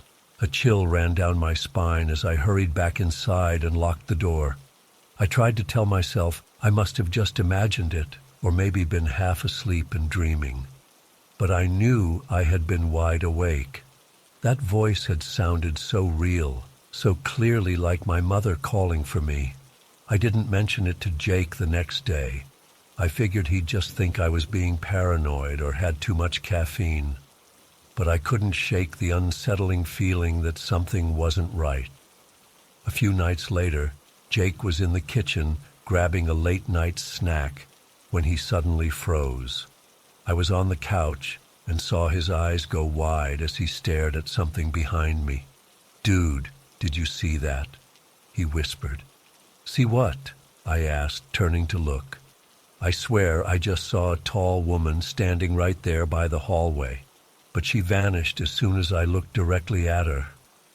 Now it was my turn for my heart to start pounding. "What did she look like?" I asked cautiously. Jake shook his head. "I don't know. It was just for a split second. But she was really tall, way taller than a normal person, and she seemed to be wearing some kind of long dress or gown." We both sat in tense silence for a few minutes, straining to hear or see anything unusual, but the house remained still and quiet. "Maybe it was just a shadow or something," I suggested, not really believing it myself. Jake nodded, but I could tell he was spooked. After that night, we both started noticing more and more strange occurrences. Footsteps on the back deck when no one was out there. The feeling of being watched when we were alone in our rooms. Objects seemingly moving on their own. One afternoon, I was home alone, taking a nap on the couch. I jolted awake to the sound of someone pounding on the front door. Loud, frantic knocking that made the whole door rattle in its frame. Heart pounding, I leapt up and ran to answer it, thinking someone must be in trouble. But as soon as I touched the doorknob, the knocking abruptly stopped. I opened the door to find nothing, no one in sight anywhere on our street. I slammed the door shut and backed away, my hands shaking. What the hell was going on in this house? Jake and I started arguing more and more as the tension in the house grew. We were both on edge all the time, jumping at every little sound or shadow. Neither of us was sleeping well. I'd wake up in the middle of the night feeling like someone was standing over my bed, only to find the room empty when I opened my eyes. One night, things reached a breaking point. I woke up around 3 a.m. to use the bathroom. As I was washing my hands, I glanced up at the mirror and saw the reflection of a woman standing right behind me. She was impossibly tall, at least 7 feet, with long dark hair obscuring most of her face. Her skin was deathly pale, and she wore a tattered white gown. My blood ran cold as I realized I could see right through her to the wall behind. I spun around with a strangled yelp, but there was no one there. My legs gave out, and I collapsed to the floor, hyperventilating. Jake came running in, having heard my shout. "What happened? Are you okay?" Through gasping breaths, I managed to tell him what I'd seen. His face went white. "We have to get out of here," he said. "This place isn't right. We'll stay at my parents' house until we can find somewhere else." But leaving turned out to be easier said than done. When Jake called our landlord the next day to terminate our lease early, she refused, said we'd signed a binding 12-month contract and would owe thousands in penalties for breaking it. We looked into subletting, but everyone who came to look at the place got weird vibes and backed out. It was like the house itself was determined to keep us there. Things only escalated from there. Doors would slam shut on their own. We'd hear children laughing and playing in empty rooms. The woman in white began appearing more frequently, always just at the edge of our vision before vanishing. One night I woke up to find her hovering right above my face, her hair dangling down around me. I screamed and she dissipated into mist. Jake came running in and we ended up huddled together in the living room until dawn, too terrified to go back to our rooms. We were at our breaking point. The constant fear and lack of sleep was taking a toll on both of us. We fought constantly, each blaming the other for getting us into this nightmare situation. Our friendship was crumbling under the weight of the horror we were experiencing. In desperation, we reached out to a local paranormal investigation team. They came and did an overnight investigation, setting up cameras and audio recorders throughout the house. To our shock and dismay, they didn't capture anything unusual. No EVPs, no anomalies in the footage. They said the house seemed completely normal to them. We felt like we were going crazy. How could they not see or feel what we were experiencing? The lead investigator gently suggested that perhaps the stress of living on our own for the first time was causing us to imagine things. But we knew what we had seen and heard was real. The terror we felt every night was real. That woman, that thing, whatever she was real. We were trapped in a lease we couldn't break, in a house that seemed determined to terrorize us. Our only hope was to try to make it through the remaining months of our contract, counting down the days until we could finally escape. As I write this, we still have 2 months to go. 2 more months of constant dread, of looking over our shoulders, of waking up in cold sweats from nightmares that feel all too real. I don't know if we'll make it, to be honest. The activity has been escalating lately.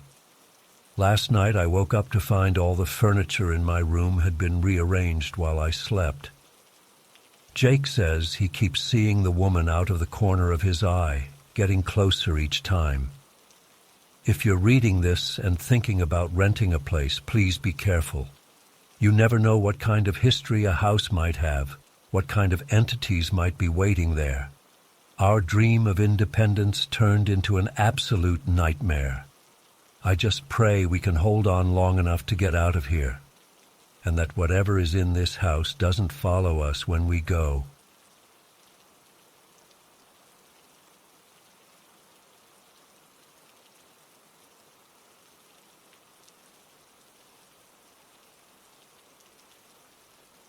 I woke up drenched in sweat, my heart pounding so hard I thought it might burst out of my chest. It took me a few seconds to realize where I was. Our new bedroom in the house we'd just moved into last month. As my eyes adjusted to the darkness, I felt an overwhelming sense of dread wash over me. Something wasn't right. I tried to turn my head to look at my wife sleeping next to me, but to my horror, I couldn't move a muscle. My entire body felt paralyzed, like I was pinned to the bed by some invisible force.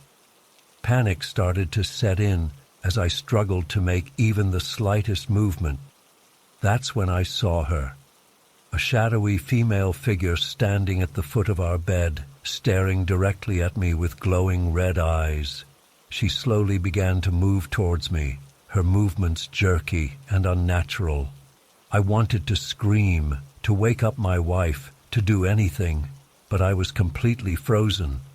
As the figure got closer, I could make out more details. Her face was gaunt and skeletal, with long matted hair hanging down in stringy clumps. She reached out a bony hand towards me, her fingers ending in sharp claws. I felt icy cold fingers brush against my cheek as she leaned in close, her rancid breath on my face. Just when I thought I couldn't take it anymore, I jerked awake with a strangled gasp. I bolted upright, frantically looking around the room, but there was nothing there. My wife stirred next to me, mumbling, "What's wrong?" I was shaking uncontrollably as I told her, "Just a bad dream. Go back to sleep." But I knew it wasn't just a dream. It had felt far too real, too vivid.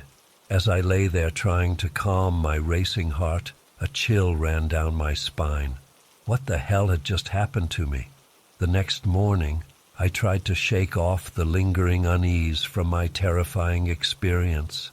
I didn't want to worry my wife, so I didn't mention it as we went about our normal morning routine. But as I was getting ready for work, my 5-year-old daughter Emma came running into our room, looking scared. "Daddy, there was a scary lady in my room last night," she said, clinging to my leg. My blood ran cold.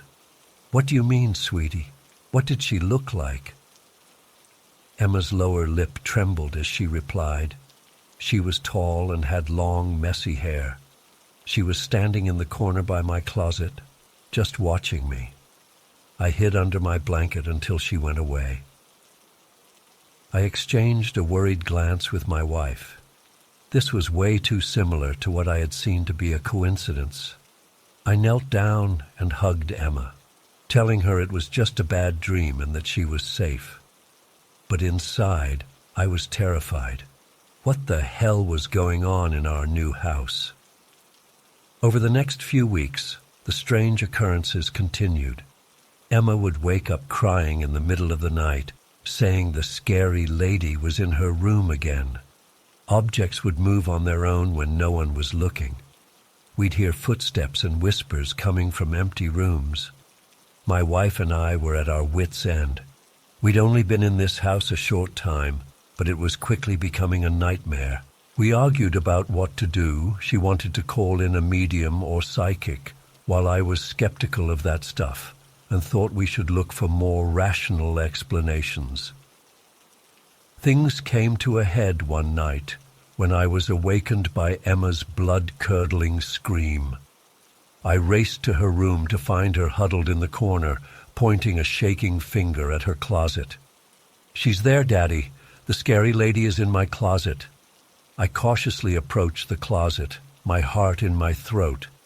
As I reached for the door handle, it suddenly flew open on its own. A blast of freezing cold air hit me as something unseen rushed past, knocking me off my feet. Emma was hysterical, and my wife came running in. As I picked myself up off the floor, I knew we couldn't ignore this anymore. Something was clearly in our house, and it was terrorizing our little girl. That night, after we'd finally calmed Emma down and gotten her back to sleep, I decided to take matters into my own hands. I went into her room alone and spoke out loud to whatever presence was there. "I don't know who or what you are," I said, my voice shaking slightly. "But this is our home now. We mean you no harm, but you're scaring my daughter, and that has to stop. Please, if you can hear me, I'm asking you respectfully to leave us in peace." I felt a bit silly talking to an empty room, but I also felt a shift in the atmosphere, like something was listening. For a moment the air grew heavy and oppressive. Then suddenly it lifted and I felt a sense of lightness.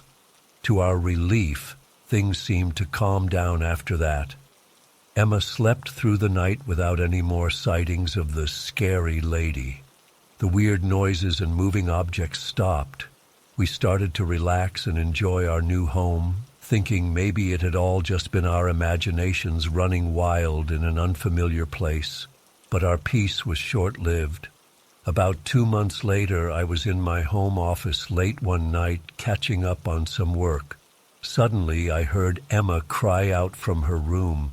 I rushed in to find her sitting up in bed, her eyes wide with fear as she pointed at the ceiling. "Daddy, look, she's back." I followed her gaze but saw nothing. Emma was shaking, insisting, "She's right there. Can't you see her?" A chill ran down my spine as I remembered my own terrifying encounter. I scooped Emma up and carried her to our room, where my wife was already awake and concerned. As we tried to comfort our trembling daughter, I knew we couldn't keep living like this. The next day, I started researching local priests and paranormal experts. I never thought I'd be the type to call in an exorcist, but I was out of options. Whatever was in our house clearly hadn't left for good, and I was determined to protect my family. As I sit here writing this, I can't help but glance nervously at the corners of the room, half expecting to see a shadowy figure watching me. I don't know what's going to happen next, but I know one thing for certain. We're not alone in this house, and we need help before things get even worse.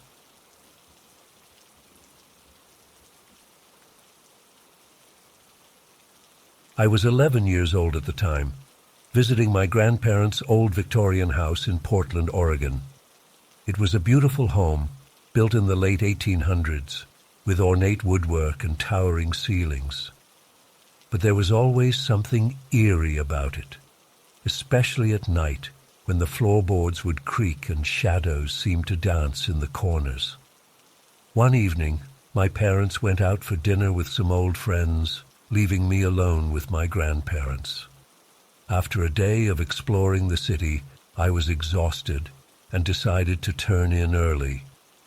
My room was on the second floor, at the end of a long hallway lined with old family portraits. As I climbed the creaking stairs, a chill ran down my spine. I tried to shake it off, telling myself I was just tired. I had just changed into my pajamas when I heard it, my mom's voice, clear as day, calling my name from downstairs. "Honey, can you come here for a second?" I froze, confused. My parents weren't supposed to be back for hours. Maybe they came home early. "Coming, Mom," I called back, opening my bedroom door. The hallway was dark, lit only by the faint glow of a nightlight at the far end. As I approached the top of the stairs, I heard my mom's voice again, this time from right behind me. "I'm here," it whispered. I spun around, my heart pounding in my chest. There, at the end of the hallway, was a tall, dark figure. It was completely black, like a shadow given form. But the most terrifying part was that it spoke again, in my mother's voice. "I'm right here." I screamed. I screamed louder than I ever had in my life. I bolted down the stairs, nearly falling in my panic. My grandparents came rushing from the living room, asking what was wrong. Through tears and gasps, I tried to explain what I'd seen and heard. They searched the house, of course. Every room, every closet. They found nothing, no intruder, no explanation for the voice or the shadow figure. My grandmother held me as I sobbed, assuring me it was just my imagination. But I knew what I'd seen, what I'd heard. When my parents finally came home, I was still shaking. I begged them not to make me sleep upstairs. I couldn't bear the thought of being alone in that room, so close to where I'd seen whatever it was. They agreed to let me sleep on the couch in the living room for the rest of our visit. I didn't sleep a wink that night. Every creak, every shadow made me flinch. I kept replaying the incident in my mind, trying to make sense of it. How could that thing have sounded exactly like my mom? And why did it want me to think it was her? The next day, I overheard my grandparents talking in hushed tones. They mentioned that other family members had reported strange occurrences in the house over the years. Unexplained noises, items moving on their own, even glimpses of shadowy figures. But they'd always brushed it off as overactive imaginations or tricks of the light. Now, they weren't so sure. For the remainder of our visit, I refused to go upstairs alone. My parents were concerned, but they chalked it up to an overactive imagination combined with the creepy atmosphere of the old house. But I knew the truth. I knew what I'd experienced was real.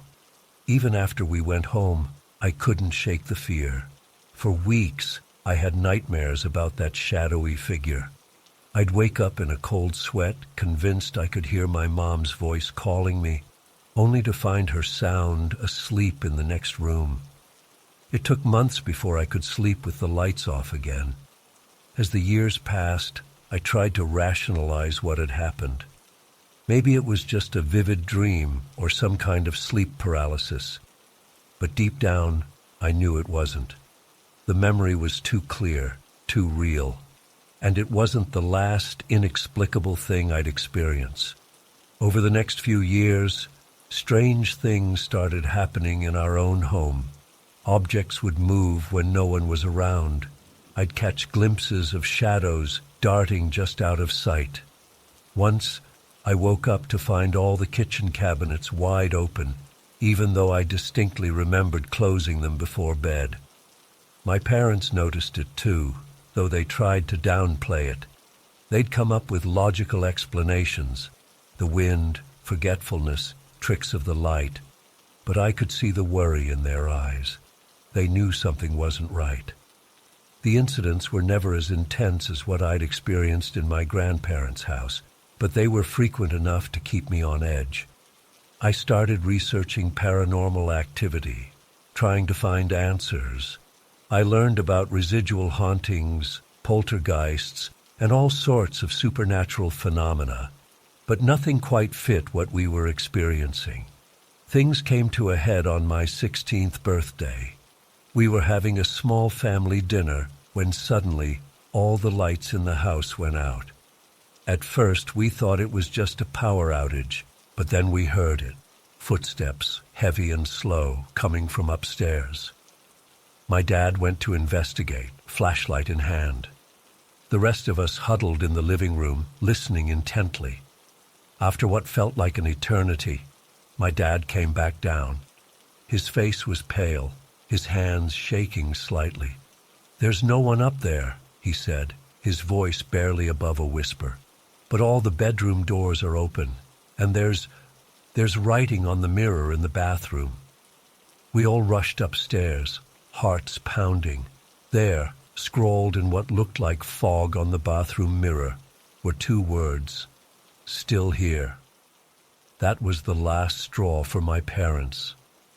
Within a week, we had moved out of that house and into a small apartment across town. We never spoke about what happened, but I could see the relief in their eyes when we left that place behind. But even in our new home, I couldn't shake the feeling that something had followed us.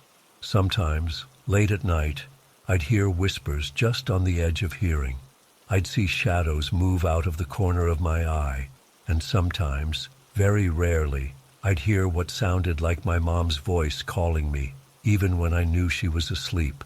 I'm 18 now, about to head off to college. I've never told anyone outside my family about these experiences. Who would believe me? But I know what I've seen, what I've heard.